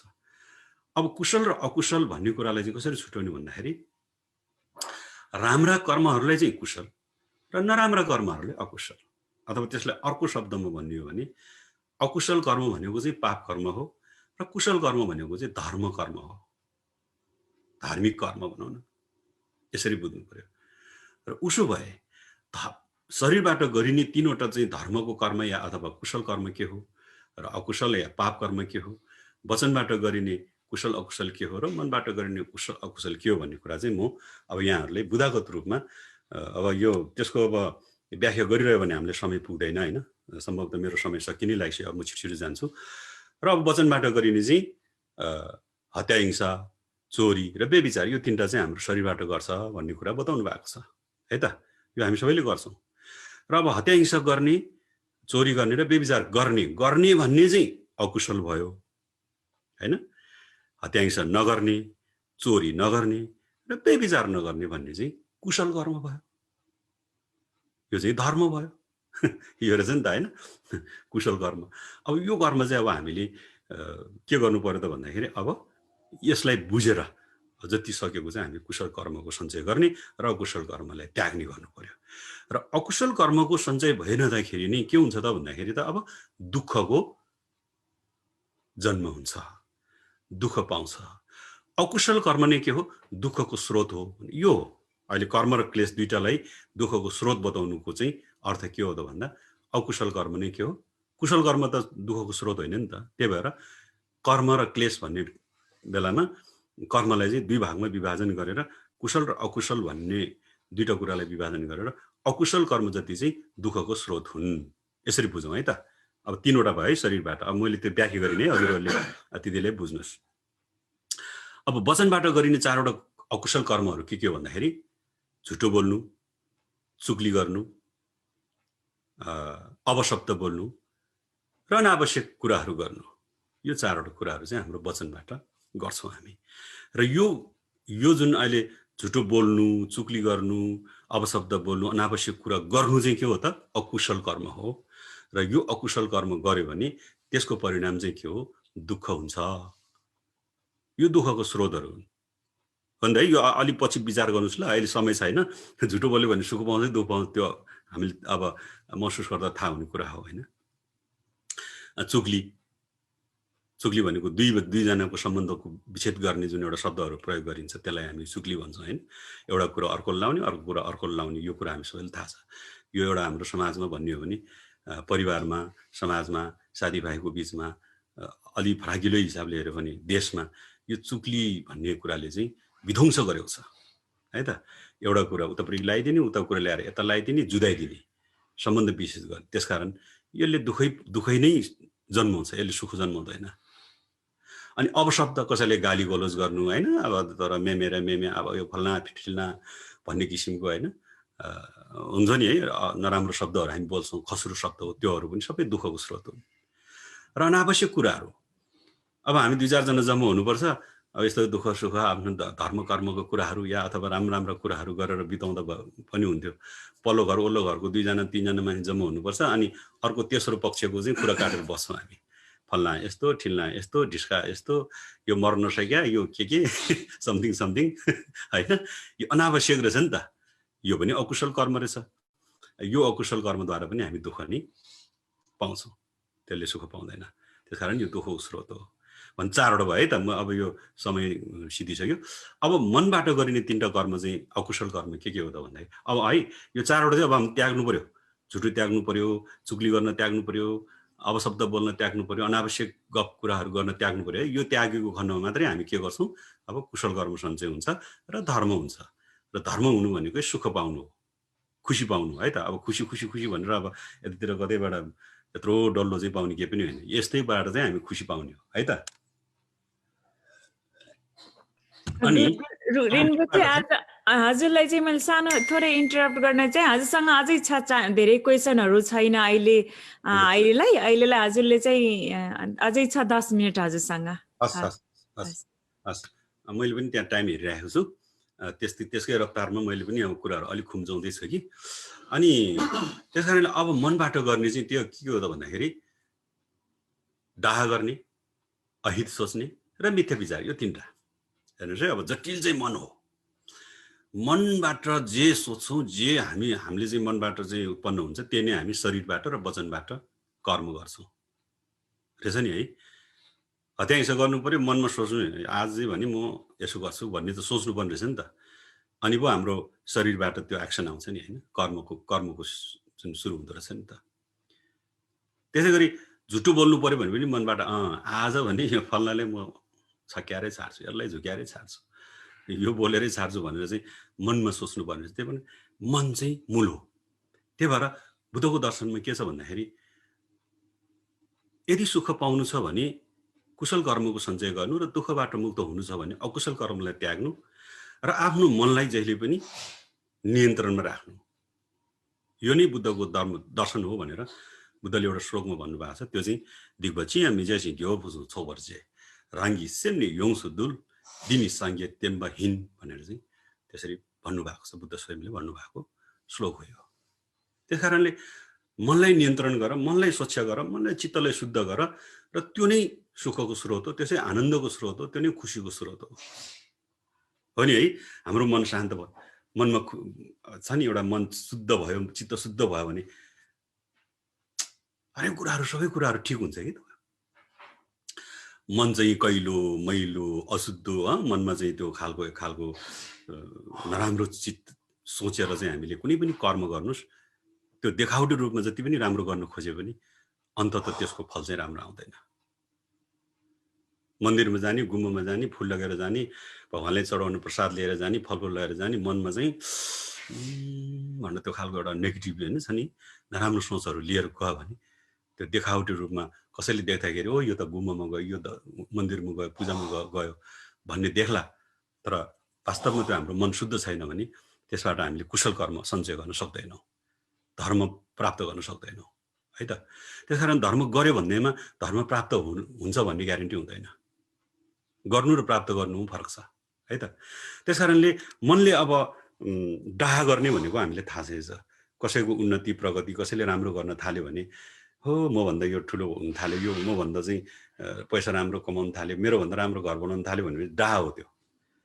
त्यस्तो सोच्नु भन्नु नि खुसी होइन त्यो। त्यसबाट हामीले खुसी पाउँदैन। हामीले खुसी कति बेला आउँछ त मनमा भन्दाखेरि कसैले राम्रो गर्यो, प्रगति गर्यो भनेदेखि ओहो उसले त प्रगति गरेछ, मेरो साथी हो नि, अथवा मेरो छिमेकी हो नि, या अथवा एबिसिडी जे होस्, नचिन्ने नै मान्छे होस्, उसले राम्रो गरेछ, प्रगति गरेछ, उन्नति गरेछ, आहा अझै राम्रो होस् भन्ने सोच्नुहोस् त, एक्ज्याक्टली खुसी हाम्रो मनमा आउँछ। त्यसको उल्टो डाह गर्न थाल्यो भने अनि हाम्रो मनमा चाहिँ एउटा असहज अथवा अशान्ति या अथवा होइन एक खालको चाहिँ बेखुसीको चाहिँ उत्पन्न हुन्छ। त्यसकारण डाह गर्नु हुँदैन भन्ने कुरा त्यो हो। त्यही कारण मनमा डाह भन्ने कुरा चाहिँ हामीले कहिले पनि लिनु हुँदैन, त्यो त्याग्नुपर्छ। त्यो त्याग्यो भने मात्रै हामी खुसी हुन सक्छौँ भन्न खोजा हो। र अहित सोच्ने है, खालि अरूलाई हानि होस्, अरूलाई नोक्सान होस्, अरूको चाहिँ हेर यसलाई कसरी बिगारौँ, यसलाई कसरी पछारौँ, यसलाई कसरी चाहिँ पछि पारौँ भन्ने खालको जुन दाउ पेच गरेर हामी मनमा त्यो एउटा कपट चाहिँ हामी सोचेर हिँडिरहेका छौँ जहिले पनि है। जहाँ हेर्दा पनि यसो हेर्दाखेरि त्यो धेरै जसो अभ्यासमा हामी त्यो देख्छौँ नि है, खालि छलकपट गर्ने, खालि बिगार्नु खोज्ने होइन, दुःख दिन खोज्ने हो। त्यो भावना भनेको के हो त भन्दा अहितको भावना हो।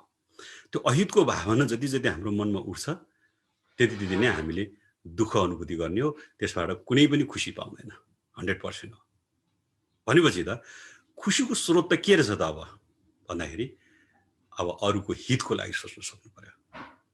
अरूलाई अहित सोच्ने जुन हाम्रो सोच छ त्यो त्याग्न सक्नु पर्यो, छलकपट त्याग्नु पर्यो, नराम्रो चाहिँ सोच त्याग्नु पर्यो, त्यो रहेछ नि त हो। त्यसकारण अहित त्याग्नु, अब हित गर्ने मात्रै हामीले सोच्नु पर्यो।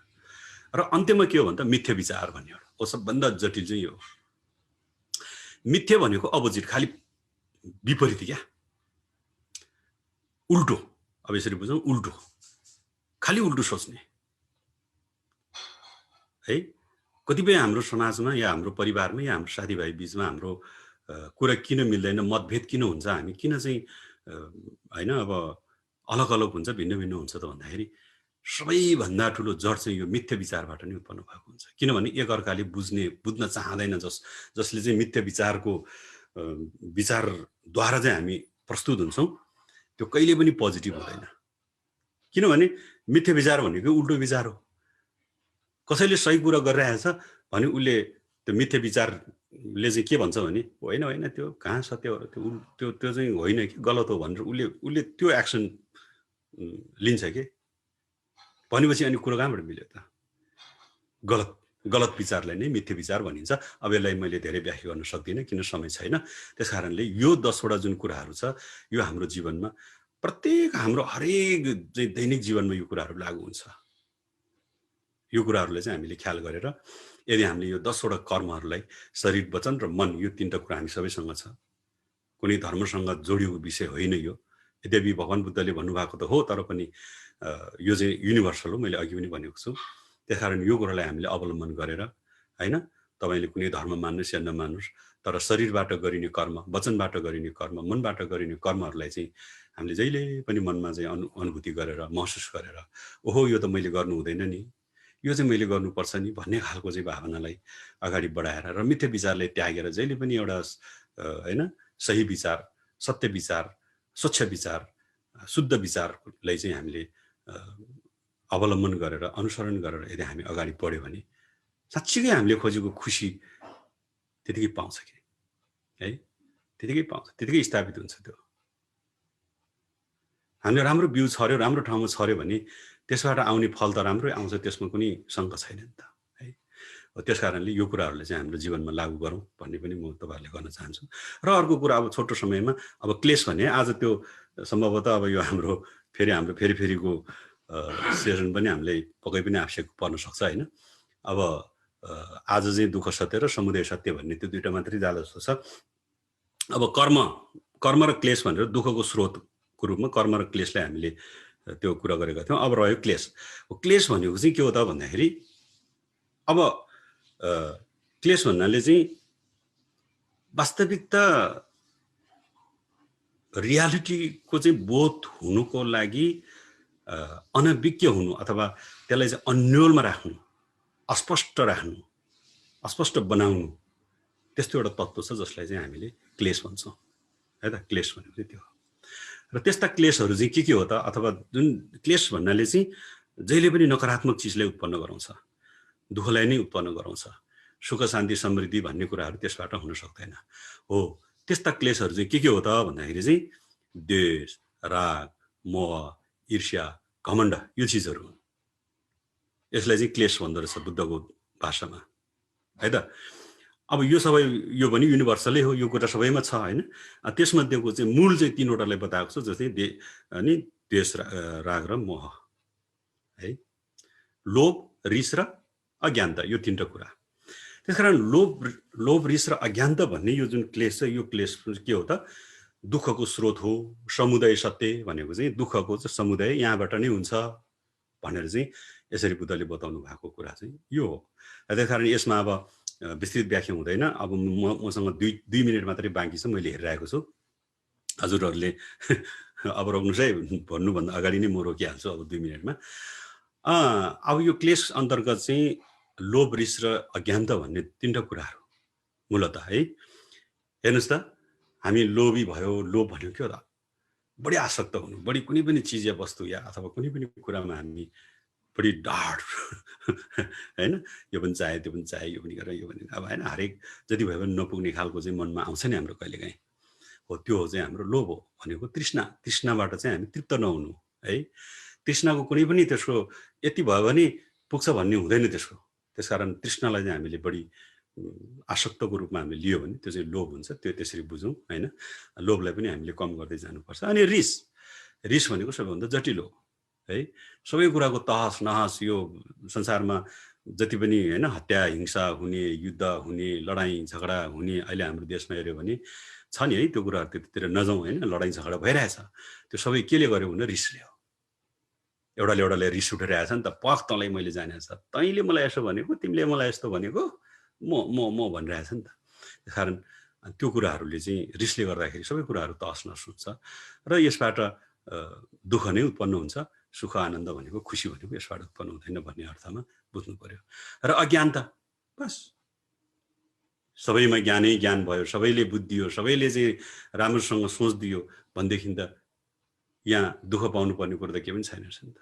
त्यसकारण अज्ञानता पनि एउटा दुःखको जड हो र दुःखको चाहिँ स्रोत हो भन्ने अर्थमा यसरी चाहिँ क्लेश भनेर चाहिँ एउटै शब्दमा क्लेश भनेको दुःखको स्रोत हो भनेर यसरी बुद्धले चाहिँ प्रतिपादन गर्नुभएको जुन चारवटा आर्य सत्यहरूमा यसरी जीवनको एउटा महत्त्वपूर्ण विषयहरू हाम्रो जीवनले, मानव जीवनले अथवा हामीले खोजिरहेको सुख शान्ति समृद्धि र खुसी भन्ने कुरा चाहिँ कसरी प्राप्त हुन्छ त भन्ने कुरालाई चाहिँ यो चारवटा आर्य सत्य अन्तर्गतको जुन परिभाषा छ, यो परिभाषाबाट हामीले त्यो मार्गहरू प्रशस्त गरेको छ। त्यसकारण आजको लागि समय पनि सिद्धियो र अर्को सेसनमा हामी फेरि विस्तृत रूपमा जाउँला होइन। त्यसकारणले अहिलेको लागि चाहिँ ठ्याक्कै समय मैले देखिसकेँ, 1 मिनट बढी पनि गइसक्यो र आजको लागि चाहिँ यति नै। मेमे यो त चिसो भएछ, एकचोटि तताएर ल्याइदिनुहोस्। हजुर, अब सुनिता बहिनी, हाम्रो फेसबुक लाइभमा क्वेसन्स कमेन्ट्स के छ जिज्ञासा? हजुर हस्, नमस्ते गुरु रिम्पोचेजी, सबैजना जुममा बस्नुभएकाहरूलाई मेरो एकमुष्ट नमस्ते। त्यतै फेसबुक लाइभ हेरेर बस्नुभएकाहरूलाई पनि मैले एकमुष्ट नमस्ते भन्न चाहन्छु। सर्वप्रथम रिम्पोचे गुरुजीलाई धेरै धेरै आभार धन्यवाद पनि दिन चाहन्छु। कति मिठो, कति राम्रो कुराहरू सरल तरिकाले हामीलाई बुझाइदिनु भयो, त्यसको लागि फेरि पनि आभार। फेसबुकमा धेरैजनाले हेर्नुभएको छ, आभार व्यक्त गर्नुभएको छ, धन्यवाद ज्ञापन गर्नुभएको छ। नेपालदेखि पनि धेरैजनाले हेरिराख्नु भएको छ। त्यस्तै गरी विष्णु खनालजीले ओमको नमन भन्नुभएको छ। मैले क्वेसनको साथै थोरै कमेन्टहरू पनि पढ्न चाहेँ। ओम लामिछाने सिरदरजीले ओम मन पेमे होम भन्नुभएको छ। अनि उहाँले फेरि भन्नुभएको छ, हाम्रो लागि स्वर्ण अवसर, यस्तो अवसर जुटाउनु भएकोमा आयोजक रिम्पोचेमा नमन गर्दै धन्यवाद भन्नुभएको छ। त्यस्तै गरी उषा खत्रीजीले थ्याङ्क यू भन्नुभएको छ। अनि एउटा क्वेसन आइराख्यो यहाँ कमेन्टहरू पढ्दै, उहाँ लामिछाने सिरदरजीले के भन्नुभएको छ भने, दुःख बुझ्न सकिन्छ तर बाँकी 3 सत्यबारे बताइदिनुहोस् न भन्नुभएको छ। दुईटा गइहाल्यो आज। हजुर, दुःख सत्य र समुदय सत्य। अब निरोध र मार्ग चाहिँ अब अर्को सेसनमा। हजुर, धन्यवाद हजुरलाई। त्यस्तै गरी सुभद्रा पराजुलीले कमेन्ट लेख्नु भएको छ। राम्रो कमेन्ट छ, मलाई पढेर सुनाउन मन लाग्यो। नमस्कार गुरुज्यू, हजुरका शब्दहरू असाध्यै राम्रा छन् र यी कुराहरू हामीले सानैदेखि सुनिरहेका छौँ। अब यसको निराकरणको बाटो के होला त गुरु? सधैँ थ्योरी मात्रै पढेर हामी कति परिवर्तन हुन सक्छौँ होला त गुरु? अब त हामीले प्र्याक्टिकल पनि चाहिन्छ होला, हामीलाई त्यसमा के भन्नुहुन्छ हजुर भन्नुभएको छ। हजुर, धन्यवाद प्रश्नको लागि। त्यही त मैले अघि भने नि, अब त्यो जुन 10 कुशल कर्म अकुशल कर्म भन्नेहरू, क्लेश भन्नेहरू जुन हामीसँग छ र त्यो छ भनेर हामीले बोध गरिसके पछाडि अब त्यसको एउटा नेगेटिभ पक्षहरू के हो त, नकारात्मक पक्षहरू, अथवा हामीले त्याग्नु पर्ने पक्ष के हो, ग्रहण गर्नु पर्ने पक्ष के हो भन्ने कुराहरू जब बुझिसकेपछि, सुनिसकेपछि त्यो त अब हामीले आफैले ग्रहण गर्ने हो नि त होइन। त्याग्नु पर्ने चाहिँ त्याग्नु पर्यो, ग्रहण गर्नुपर्ने चाहिँ ग्रहण गर्नु पर्यो। त्यही भएर श्रवण, चिन्तन र मनन भन्ने यो 3टा कुरालाई चाहिँ अब हामीले व्यावहारिक रूपमा चाहिँ उतार्नुपर्छ र त्यो गरिसकेपछि मात्रै अब त्यो कार्यान्वयन हुन्छ। कार्यान्वयन भएपछि मात्रै अनि अघि उहाँले भन्नुभएको जस्तै अब कहिले भन्ने कुरा त अब यहीले भन्ने होइन, अब अहिलेदेखि नै यो कुरा सुन्न साथै अब सुनिसकेपछि आफूले नै बुझेर आफ्नो जीवनमा लागू गर्नु पर्यो। हस् गुरु, अब उहाँसँग अर्को, उहाँले नै 2टा क्वेसन सोध्नु भएको छ, म एकैचोटि पढ्न चाहेँ, हजुरले त्यसरी नै बताइदिनु होला। अनि चित्त शुद्ध गर्ने उपाय के होला त गुरु भन्नुभएको छ। अनि त्यसैमा उहाँले मानिस खुसी भएको बेला त हजुरले भनेको कुरा गर्न सकिएला, रिस उठेको बेला कसरी सम्भव होला त गुरु भनेर उहाँले नै सोध्नु भएको छ। चित्त शुद्ध भन्नाले चाहिँ अब सबैभन्दा ठुलो कुरा चाहिँ मिथ्या विचार हो। मिथ्या विचारलाई त्याग्नुपर्छ होइन। मिथ्या भनेको उल्टो सोच्ने भन्यो नि त, खालि विपरीत सोच्ने क्या। धर्म भन्ने कुरा गर्यो भने होइन धर्म गरेर के पाउँछ र पाप गर्यो भने पो फलिपाप हुन्छ भन्ने जस्ता कुराहरू होइन।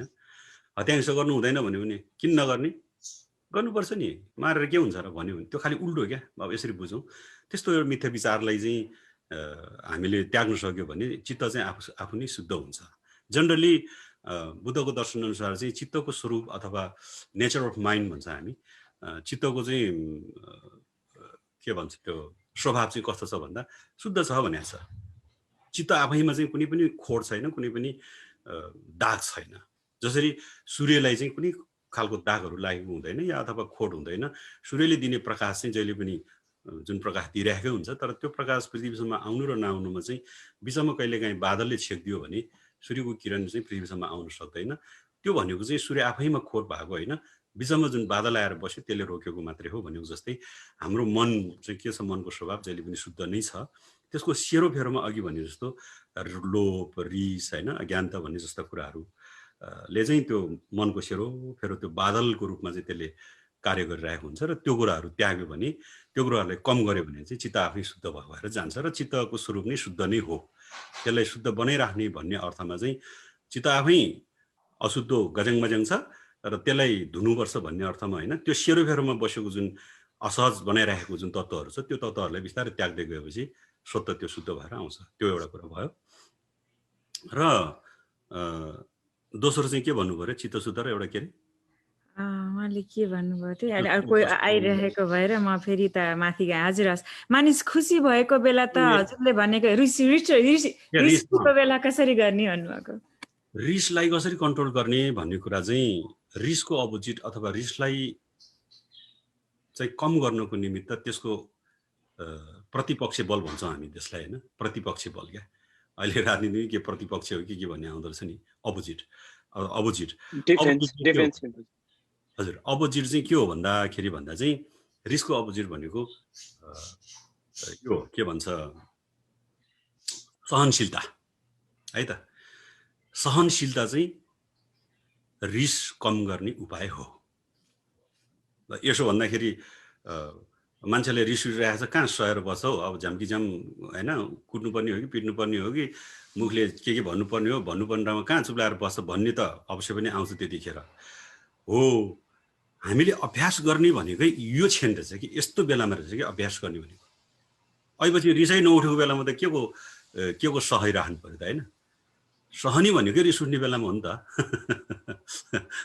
हामीले अभ्यास गर्ने भनेको चाहिँ त्यो जब त्यो एक्सन चाहिँ त्यहाँनिर हुन्छ, रियाक्सन भनेको त्यतिखेर दिन सक्यो भने मात्रै त्यसको अर्थ हुने रहेछ नि त। त्यसकारण रिसलाई कसरी कम गर्ने भन्दाखेरि चाहिँ सहनशीलताको अभ्यास गर्ने।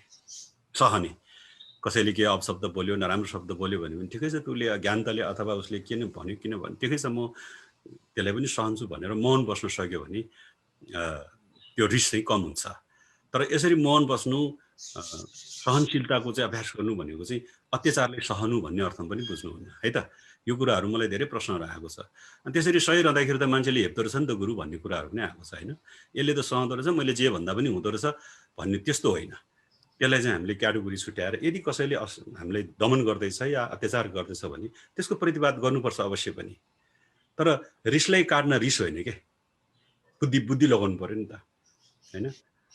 आगो निभाउनु छ, त्यहाँमाथि झन् आगो बल्ने तत्त्वहरू चिजहरू हाल्यो भने त झन् बढी बढ्छ नि त। आगो निभाउनु छ भने पानी हाल्नुपर्छ। त्यस्तो अर्थमा चाहिँ सहनशीलता भएर त्यसलाई एउटा बुद्धि विवेकहरू लगाएर त्यसलाई परास्त गर्न सकिन्छ। धन्यवाद गुरु। हजुर हजुर, त्यही कुरालाई चाहिँ हजुरले रिसलाई चाहिँ सहनशीलतातिर जोड्नु भयो। यहाँ हाम्रो अर्को क्वेसन त्यसैमा आएको छ। श्रीधर लामिछानेजीले भन्नुभएको छ क्षमा पनि राम्रो होइन र गुरु भन्नुभएको छ। सहनशीलता र क्षमालाई अब हजुरले कसरी व्याख्या गर्नुहुन्छ त हाम्रो लागि? क्षमा भनेको चाहिँ त अब कसैले गल्ती गर्यो, कसैले चाहिँ कुनै होइन, अब हामीमाथि या अथवा कुनै उसबाट उसले गरेको अपराध भनौँ अथवा गलती भनौँ होइन। अपराध भन्ने त शब्द अलिक ठुलै हुन जान्छ होला, त्यो नजाउँ। गलती गरेको गलतीले हामीले त्यो पनि एउटा हामीले चाहिँ सहयोगै हो होइन। सहनशीलताबाट नै सहेर नै अब ठिक छ, अब उसले गल्ती गर्यो, हामीमाथि कुनै आलोचना या अपशब्द या अथवा कुनै दुर्व्यवहार जे गर्यो ठिक छ भन्नु चाहिँ हामीले सहेको हो। त्यो सहनु भनेकै त्यो क्षमा भनेकै जुन बेला हामीले सह्यो नि सहनशीलताको चाहिँ अभ्यास गर्यो नि त्यतिखेर नै क्षमा भइसक्यो खास त।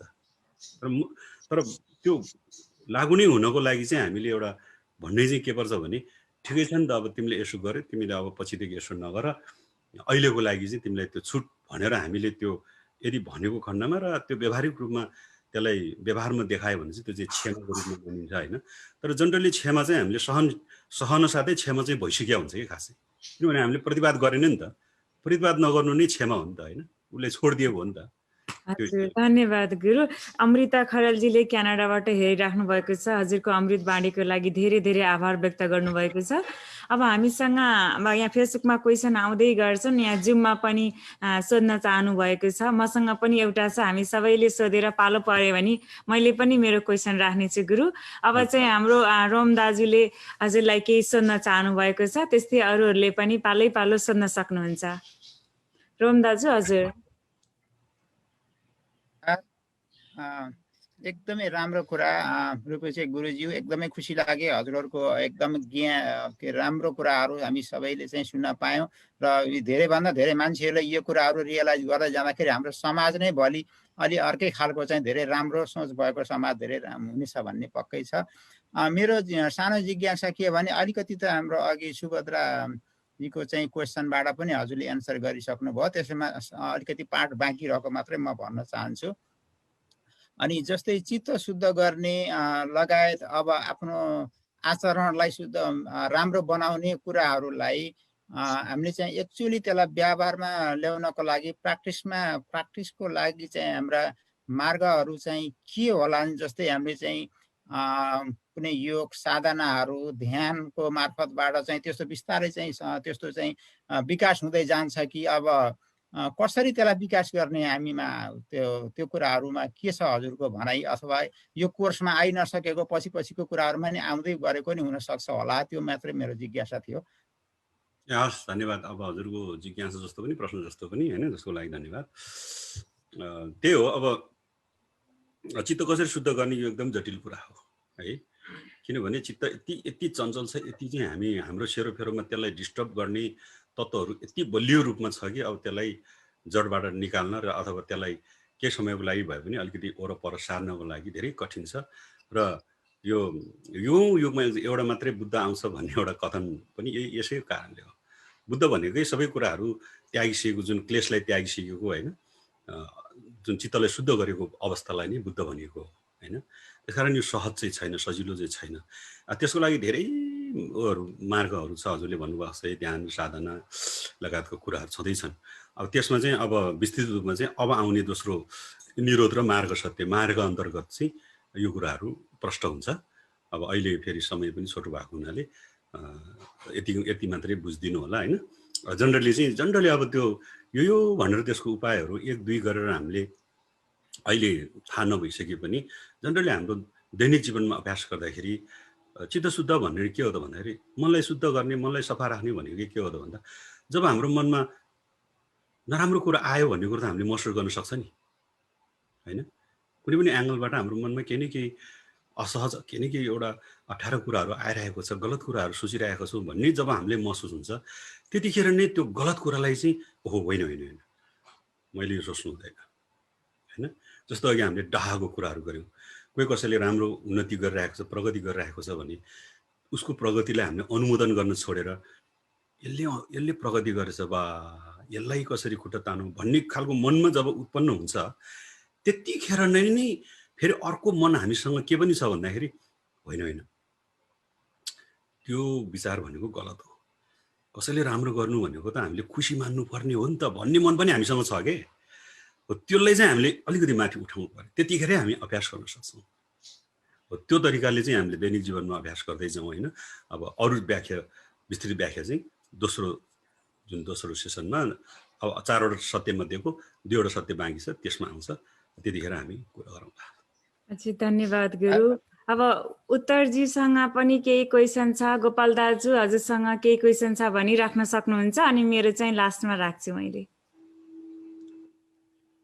हजुरलाई तुलसा दिजु हजुर पनि केही छ भने क्यामेरा अन गरेर सोध्न सक्नुहुन्छ, अनम्युट गरेर। चन्द्र दाजु पनि हुनुहुन्छ। मेरो चाहिने एउटा सानो जिज्ञासा छ गुरुलाई।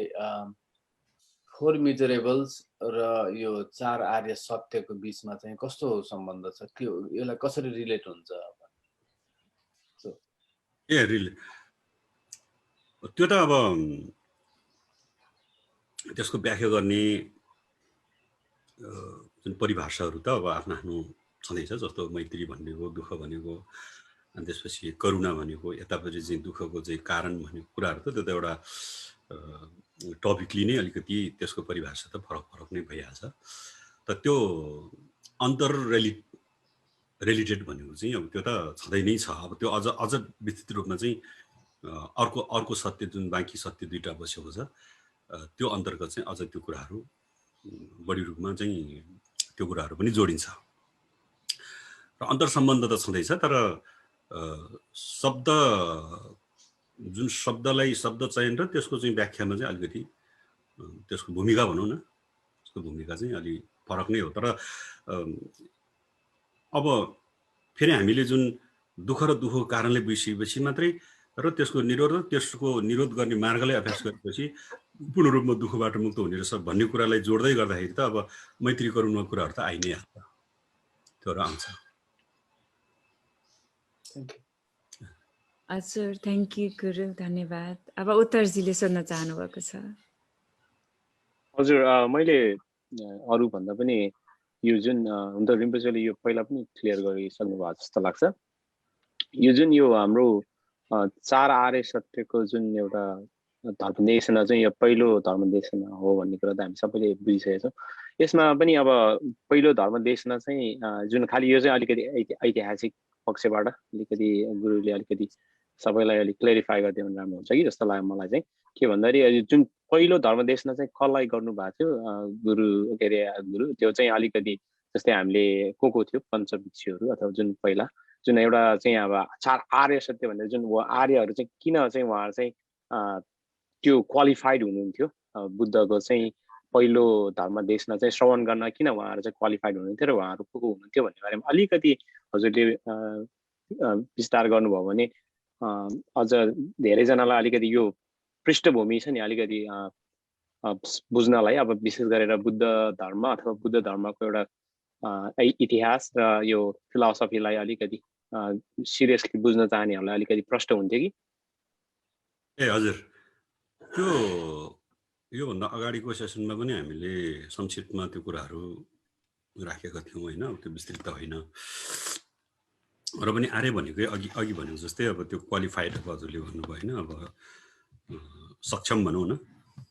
अनि सक्षम भन्ने कुरा चाहिँ त्यसको मापदण्ड अथवा त्यसको सीमाङ्कन चाहिँ कहाँबाट छुट्याएको छ भन्दाखेरि चाहिँ अब यो मार्ग सत्यभित्रमा एउटा दर्शन मार्ग भन्ने आउँछ, त्यो अब त्यतिखेर हामी व्याख्या गरौँ होला। दर्शन मार्ग भनेको देख्नु है, बोध हुनु, देख्नु, दर्शन। दर्शन मार्ग अन्तर्गत चाहिँ के देखेको त भन्दाखेरि चाहिँ अनि के भन्छ यो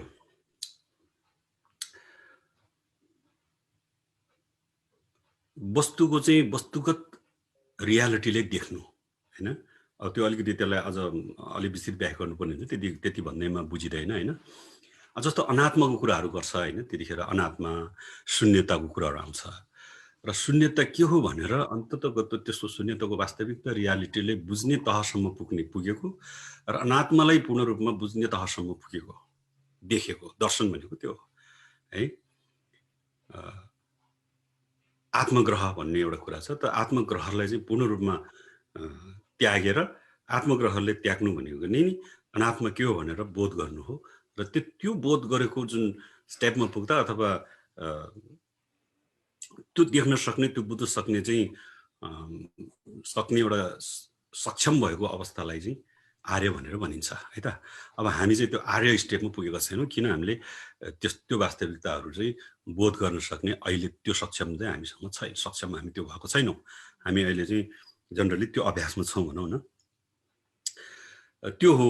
अनि त्यही भएर चाहिँ अब यो 4 आर्य 4वटा जुन हामीले विषयहरू आज हाम्रो त्यो आजको सेसनमा थियो, त्यसलाई चाहिँ आर्य सत्य भन्नाले नि के भनेको भन्दा यो चाहिँ कुरा चाहिँ कसले चाहिँ पूर्ण रूपमा बुझ्न सक्छ त भन्दाखेरि अघि भनेको जस्तै त्यो लेभलमा पुगेकोहरू होइन, अनात्मालाई बुझ्ने, शून्यतालाई बुझ्ने, बोध गर्ने होइन, दर्शन मार्ग प्राप्त भइसकेकाहरूले चाहिँ यो कुराहरूलाई बुझ्न सक्ने भन्ने अर्थमा चाहिँ त्यसको नामै आर्य सत्य भनेर यसरी राखियो। र त्यतिखेरको बेलामा किन 49 दिनसम्म बुद्धले दर्शन उहाँले प्राप्त गर्नुभएको ज्ञानहरू दिनु भएन त भन्दाखेरि चाहिँ उहाँले जुन दिन खोज्नु भएको अथवा उहाँले प्राप्त गर्नुभएका विचार आर्य सत्य लगायतका अब थुप्रै छन् है, अब त्यो हामी क्रमबद्ध रूपमा आउँला।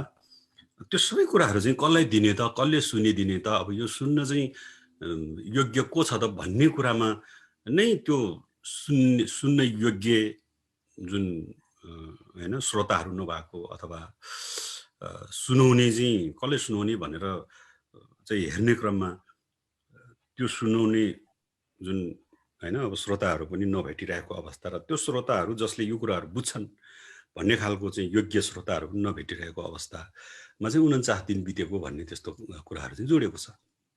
र अन्ततगतो अनि यो पञ्चवर्गीय भिक्षु भन्छौँ हामी, पञ्चवर्गीय भिक्षु चाहिँ जतिखेर तथागत बुद्ध चाहिँ 6 वर्षको कठोर तपस्यामा रहनु हुँदाखेरि पनि उहाँको सहयोगीहरू है, उहाँको सहयोगीहरू अब त्यतिखेरको कुरा गर्ने हो भने अहिले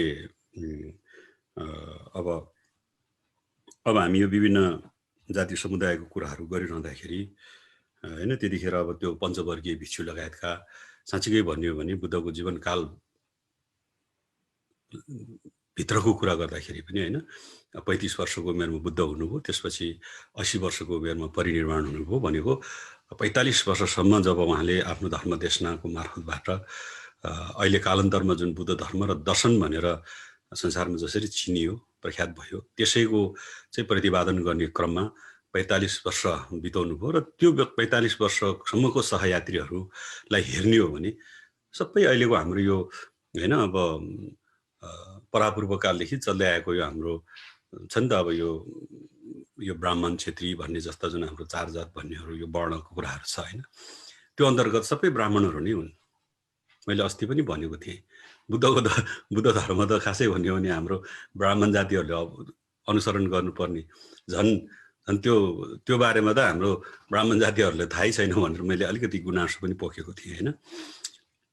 त्यसकारण यो पञ्चवर्गीय भिक्षुहरू पनि सबै ब्राह्मण जातिकै थिए त्यतिखेर होइन, लगायत अन्य सबै अब सबै भन्दै हुन्छ त्यतिखेर भारतवर्षमा अरू कुनै हाम्रो जस्तो पछिल्लो जुन एउटा मङ्गोल वर्णका अथवा यो जसरी विभिन्न देशमा चाहिँ बुद्ध धर्म दर्शनको विकास हुने क्रम सँगसँगै अहिले जहाँ जसरी विकास भएको छ त्यो कुराहरू त्यहाँ त्यतिखेरको भारतवर्षमा त्यो जाति समुदायहरूको कुनै पनि इन्भल्भ थिएन। त्यस कारणले गर्दाखेरि नै अब त्यो पञ्चवर्गीय भिक्षुहरू लगायतका थुप्रै अन्यहरूलाई पहिलो पटक नै अब त्यो सारनाथमा यसरी यो 4 आर्य सत्यको विषयमा चाहिँ धर्मदेशना गर्नुभएको चाहिँ यसरी त्यसको पृष्ठभूमि चाहिँ यस्तो हो है त। पञ्चवर्गीय भिक्षुहरूको नाम अब त्यो नेपालीमा लेखेको थियो, मैले अहिले त्यो शब्दहरू चाहिँ नेपालीमा अहिले अलिकति त्यो गर्नु छैन, मैले अर्को सेसनमा त्यो गरौँला। हजुर धन्यवाद गुरु।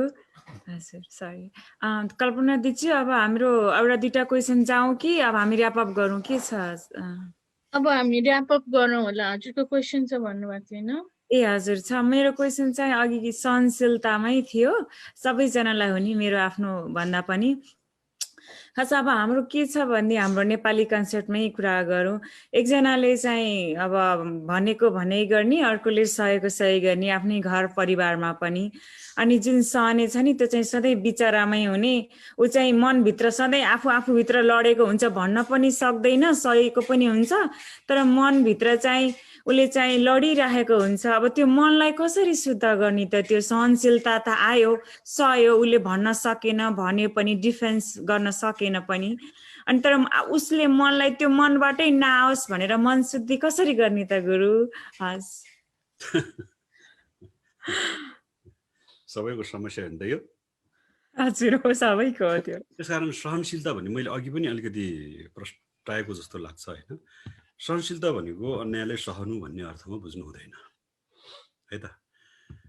र अन्यायलाई सहनु हुँदैन भन्नुको अर्थमा पनि जसले हामीले अन्याय गरिरहेको छ, अत्याचार गरिरहेको छ र त्यसलाई पनि त्यही ढङ्गले बदला लिनुपर्छ भन्ने पनि होइन है त डिप्लोमेटिक तरिकाले अथवा एउटा छ नि अघि भने जस्तै आगो बलिरहेछ भने पानी हालेर त्यो आगोलाई निभाउन सकिन्छ भन्यो जस्तै र त्यसको पनि हरेक कुराको सीमा हुन्छ हद हुन्छ भन्ने कुराहरू पनि हामीले बुझ्नुपर्ने जरुरी छ र हामी बुझ्छौँ पनि हैन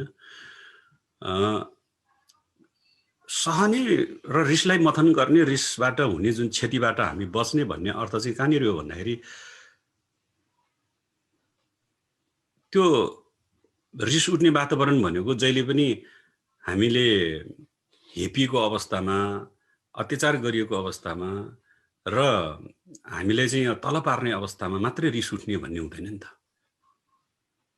सानो सानो कुरा पनि रिस उठ्छ नि हामीले कहिलेकाहीँ हैन घरमा अब हैन अब परिवारको बीचमा या अथवा जुनै साथीभाइको बीचमा पनि त्यही सानोतिनो कुरामा पनि हामी कहिलेकाहीँ विवाद गरेर बस्छौँ नि जस्तो हामी बाबामा छोराछोरी बाबामासँग रिसाउँछ बाबामा छोराछोरीसँग रिसाउँछ या अथवा बुढाबुढीसँग बुढीबुढासँग रिसाउने भन्ने कुराहरू सामान्य कुराहरू त हामीले जहिले पनि भोगिरहेको कुराहरू छ नि त त्यतिखेर भनेको चाहिँ पक्कै पनि त्यो रिस किन उठ्यो र त्यसको विषयवस्तु के हो भन्ने कुरो त्यो आफ्नो त्यो फरक फरक हुनसक्छ होइन त्यतिखेर हेपिएरै मलाई चाहिँ हेपिएरै भनेको हो र अथवा मलाई दमनै गर्न खोजेको हो या मलाई चाहिँ मेरो आफ्नो स्वतन्त्रताबाट चाहिँ वञ्चित गराउनै खोजा हो भन्ने खालको चाहिँ वातावरण होइन र सामान्य वातावरणमा हामी रिस उठेको छ भने त्यतिखेर त अब होइन सहयोगै राम्रो हुन्छ नि त एकछिनपछि त्यो रिस हराउँछ जो हामी माथि रिस उठिरहेको छ कुनै कारणले त्यसलाई अलिकति हामीले त्यही प्रतिवाद नगरेर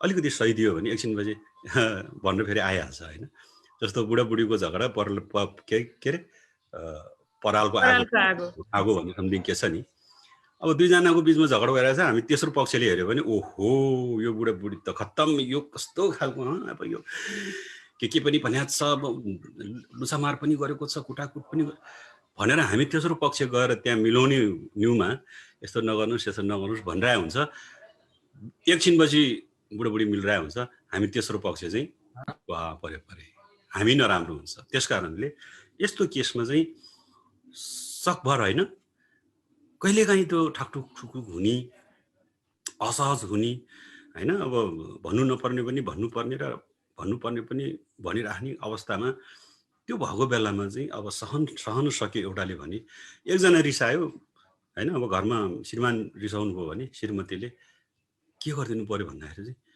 आज मलाई केही न केही कारण होला होइन केही न केही होला यसरी बुझिदिनु पर्यो किन तपाईँ रिसाउनु भएको भन्यो भने त झनै रिस उठिहाल्छ होइन के कारण छ एकछिनको लागि चाहिँ कुल भएर बस्थ्यौँ भनेर अब उहाँले त रिस उठिरहेछ त्यो हिसाबले चाहिँ के न के एङ्गलबाट अलिकति टचर गर्नु खोज्छ नि त अब गाली गर्नुपर्छ कि अथवा के एटिच्युडहरू केही गरेर चाहिँ यसो होइन अब केही देखाउनु पर्छ कि विभिन्न आउन सक्छ नि त त्यो रिसको कारणले गर्दाखेरि त्यतिखेर चाहिँ त्यो दृश्यलाई देख्दाखेरि अब हामीले के गर्न सक्नु पर्यो त भन्दाखेरि त्यो यदि त्यो घरमा झगडा नहोस् भन्ने यदि सोच्ने हो भने अब श्रीमतीको तर्फबाट चाहिँ के गरिदिनु पर्यो भने गाली गरिहालेछ पनि अहिले रिस उठेको बेला छ कि जवाब नदिने छ उहाँ कुल भइसकेपछि अनि के रहेछ भन्ने कुरो बुझौँला भन्ने हिसाबले हामी सहनशीलताको अभ्यास त्यहाँनिर गऱ्यो भने त्योभन्दा अगाडिको जुन दृश्य आउँथ्यो नि त हामी पनि रिसाइदियो भने त त्यहाँ त द्वन्द्व हुने भयो नि त त्यो द्वन्द्व जस्तो चाहिँ वातावरण चाहिँ त्यहाँ सिर्जना हुँदैन एकछिनपछि त्यो रिस त जहिले पनि रहिरहँदैन त्यो बिसाएर कुल हुँदै गएपछि फेरि अगाडिकै अवस्थामा आउँदाखेरि त केही पनि छैन अघि किन रिसाउनु भयो भनेर सोधे पनि त्यतिखेर चाहिँ अघि रिसाइरहेको बेलामा त्यही कुरा सोध्यो भने त्यो कुरा त्यहाँ सहज हुँदैन तिमीले किन चाह्यो तिमीले किन त्यस्तो खालको किसिमको आउन सक्छ त्यस कारण त्यो अलिक कुल भइसकेपछि सोध्नु भयो भने चाहिँ त्यतिखेर कुल भइसक्यो होइन अघि अलि यस्तो थियो अनि टेन्सन भइरहेको थियो या अथवा यस्तो भइरहेको थियो केही होइन केही छैन सिद्धो त भनेपछि अघिको सहनशीलताले कत्रो काम गर्यो नि त त्यस्तो अवस्थामा चाहिँ त्यसरी जाने हो भन्न खोजेको हो कसैले अत्याचार गर्दैछ कसैले अन्याय गर्दैछ भने त्यसको विरुद्धमा हामी लड्नुपर्छ भन्नुपर्छ त्यो पनि डिप्लोमेटिक तरिकाले है त धन्यवाद हस् दिदी अब हामी र्याप अप गरौँ आज हजुर हस् गुरु फेरि पनि आभार व्यक्त गर्न चाहन्छु यो सबै कुरालाई एकदम सरल तरिकाले हामीलाई बुझाउनु भयो मलाई चाहिँ आनन्दले आराम मन सन्तोष भयो, अब के भनौँ एउटा के भन्छ त्यो बत्ती हुन्छ नि, खुसी पाउनु हो कि भएन? हामीले खोजेको त खुसी हो नि त। एकदम खुसी पाएँ। अनि त्यो बत्ती हुन्छ नि, निम्न थालेको बत्तीलाई चाहिँ मट्टी तेल थप्या जस्तै भयो कि। अब यो दुःख हुन्छ, सबैलाई थाहा छ, दुःखको कारण हुन्छ, सबैलाई थाहा छ, दुःखको कारणको उपाय हुन्छ, सबैलाई थाहा छ, अनि त्यो उपायको बाटो हुन्छ भन्ने कुरा कति सरलसँग भन्नुभयो कि मन सन्तोष भयो होइन। अरूले पनि बुझ्नुभयो होला। अब सिम्पल कुरा पनि एकदम ठुलो कुरा हुन्छ। त्यसैमा नै मैले देखेको चाहिँ बुद्ध धर्मको सिक्रेट केमा छ भन्दा त्यसैमा छ, कमन सेन्स भन्ने ठुलो कुरा हो। र हामीसँग त्यही कमन सेन्स नै हुँदैन होइन। अनि अब कुशल कर्म गर्यो भने सुख आउँछ, दुःखको स्रोत अकुशल कर्म हो भन्ने कुराहरू एकदम क्लियरली भन्नुभयो। मैले पनि अलिअलि सम्झेँ भनेपछि अरूले त पक्कै पनि राम्ररी बुझ्नुभयो होला होइन। त्यसको लागि धेरै धेरै धन्यवाद। we're looking forward होइन। फेरि पनि अब बाँकी दुईवटा हाम्रो के निरोध र मार्ग बाँकी रह्यो नोबल ट्रुथ्समा, त्यो पक्कै पनि गर्नै पर्छ हामीले। हजुरले र मैले स्केड्युल गरौँला। अब यति भन्दै म NAC हेल्थ एन्ड वेलनेस प्रोग्रामको बारेमा जानकारी दिन चाहन्छु। फेसबुक लाइभ हेरेर बसिराख्नुभएका दर्शकहरू र जुममा आउनुभएका दर्शकहरूलाई भोलि हाम्रो जुम्बा छ। भोलि बिहान 11 बजे zumba for physical fitness KC dance सेन्टरले गर्दै हुनुहुन्छ। अनि त्यसपछि ट्युजडे हाम्रो डाक्टर गुणराज सुवेदी आउँदै हुनुहुन्छ डायबिटिजको बारेमा प्रोग्राम गर्नको लागि। ट्युजडे चाहिँ 6 PM हो। अनि त्यसपछि मार्च 30 चाहिँ हाम्रो डक्टर एप्रिसिएसन डे छ। त्यो चाहिँ फेसबुक लाइभ हुनेछ र त्यो 8 बजे हो बेलुकी होइन। त्यो अब अपकमिङ प्रोग्राम्स भनेको चाहिँ तिनीहरू नै हो हेल्थ एन्ड वेलनेस प्रोग्रामको। अब अरूसँग कसैसँग क्वेसन छ भने गुरुजी हजुरलाई के भन्नु छ? अब रिम्पोछे गुरु। हस्, अब मेरो भन्नु केही छैन। मैले त अब 1 घन्टा जति भनिहालेँ होइन। अब मेरो आफ्नो विषयलाई लिएर जति जानेको बुझेको आफूले थाहा भएको कुराहरू नै सेयर गर्ने हो। मैले अस्ति पनि भनेको थिएँ। र अब अन्ततः अब यो मेरो अमेरिका भ्रमणको यो हाम्रो यो भेट अन्तिम पनि हो। र अब अर्को हप्तामा म नेपाल फर्किँदैछु। र नेपाल फर्किसकेपछि पनि हामी समयको जुन एउटा तालिकाहरूलाई मिलाएर अब पछि कति निरन्तरता दिन सकिएला त्यो आफ्नो ठाउँमा छ, सकिएला नसकिएला। तर आजको विषयलाई त अब यो आजको विषय अधुरो नै रहेको छ। यो 2टा सत्य अझै पनि बाँकी भएको हुनाले र यसलाई चाहिँ हामी अब जति सक्दो छिटो फेरि जोडौँला।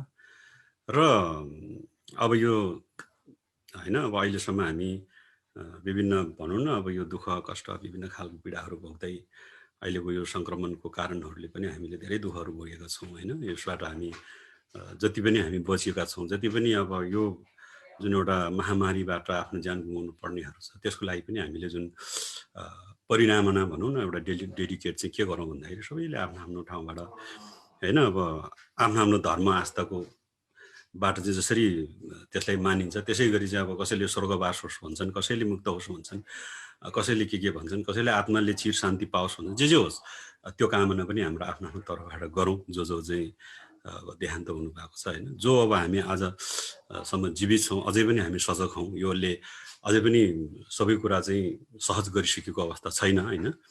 अब अझै पनि यसको चाहिँ जडहरू अझै अन्त भइसकेको छैन। अझै पनि हामी त्यसलाई पनि एउटा ख्याल राखेर आफ्नो स्वास्थ्यलाई ख्याल राख्ने जबसम्म हाम्रो यो शरीरै छैन, ज्यानै छैन भने अब यो अहिले हामीले गरिरहेको कुराहरू अब केही पनि छैन भन्दा पनि हुन्छ होइन।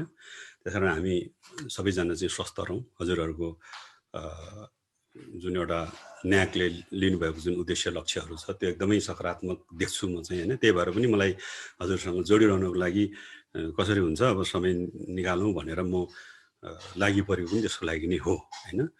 अब हाम्रो यस्ता उद्देश्य लक्ष्यहरू चाहिँ साँच्चीकै हामी खालि सानो एउटा समुदाय सानो एउटा उसमा मात्रै कुञ्चिएर नबसेर यसलाई चाहिँ होइन विश्वव्यापी अब नेपाल लगायत सबै ठाउँमा चाहिँ अब यो कुराहरूलाई हामीले अगाडि सार्नु नै पर्छ।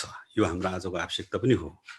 हिजोसम्म हामी यो जाति उ जाति त्यो धर्म यो धर्म मैले त पहिलो सुरुको दिनमै मैले यतिको तपाईँहरूको लक्ष्यहरू उद्देश्यहरू त थाहा थिएन र पनि मैले जुन लोथरको बारेमा शुभकामना आदान प्रदानको क्रममा मैले एउटा नेपालको राष्ट्रिय गानको एउटा लाइनलाई लिएर होइन उदाहरण राखेर मैले कुराहरू राखेको थिएँ। त्यसकारण अब त्योतिर हामी लाग्नु पर्यो होइन। त्यसमा लाग्ने एउटा माध्यम नै हजुरहरूले तयार गर्नुभएको छ भन्ने चाहिँ मैले आफूले महसुस गरेको छु होइन। यो कुराहरू सबैले बुझिदियो भने राम्रो हुन्छ। र त्यो सँगसँगै जति पनि अहिले हाम्रो बौद्ध दर्शनको कुराहरू भए अरू अरू धर्मका पनि अब दर्शनका कुराहरू सबै कुराहरूलाई हामीले लिनै पर्छ होइन। हामीले सकारात्मक चिजहरूलाई विषयहरूलाई चाहिँ त्यो जोसुकैको होस् के हामीले कहिलेकाहीँ के पनि इग्नोर गर्छौँ भने यो चाहिँ हाम्रो धर्म अन्तर्गत होइन, हाम्रो संस्कार संस्कृति अन्तर्गत होइन, हाम्रो जातिभित्रको कुरा होइन, समुदायभित्रको कुरा होइन, यसलाई हामी किन एक्सेप्ट गर्ने भन्ने खालको हाम्रो एक खालको सङ्कुचित भावनाहरू पनि छ। र त्यस्तोहरूलाई त्यागेर यदि ग्लोबलाइजेसन भनौँ न एउटा खालको चाहिँ युनिभर्सल चाहिँ सिद्धान्त लिने हो भने हामीले कसैले पनि विभेद चाहिँ गर्नु हुँदैन। कति लिने या कति नलिने त्यो हाम्रो इच्छा कुरा हो, तर सुन्नु चाहिँ पर्छ है त। यस्तै क्रममा चाहिँ अब यो बौद्ध दर्शनले पनि त्यस्तै हिसाबले सुन्नुहोस्। यो होइन कि बौद्ध दर्शन सुने अब त बुद्धिस्ट बन्नु पर्ला क्या भन्ने चिन्ता चाहिँ नलिनुहोस्। त्यो बुद्धले पनि त्यस्तो खालको अनिवार्य गर्नुभएको छैन, मैले अति सुरुमै भनेको छु। त्यस कारणले सुन्नुहोस् र आफूलाई ठिक लाग्छ र सही लाग्छ र आफूले यो चाहिँ भने मेरो जीवनमा लागू गर्यो भने मलाई म पनि खुसी हुन्छु भन्ने लाग्छ भने त्यसलाई लिनुहोस्। ठिकै छ यो यस्तो रहेछ भन्ने छ भने त्यसलाई त्यतिकैमा राखिदिँदा पनि हुन्छ।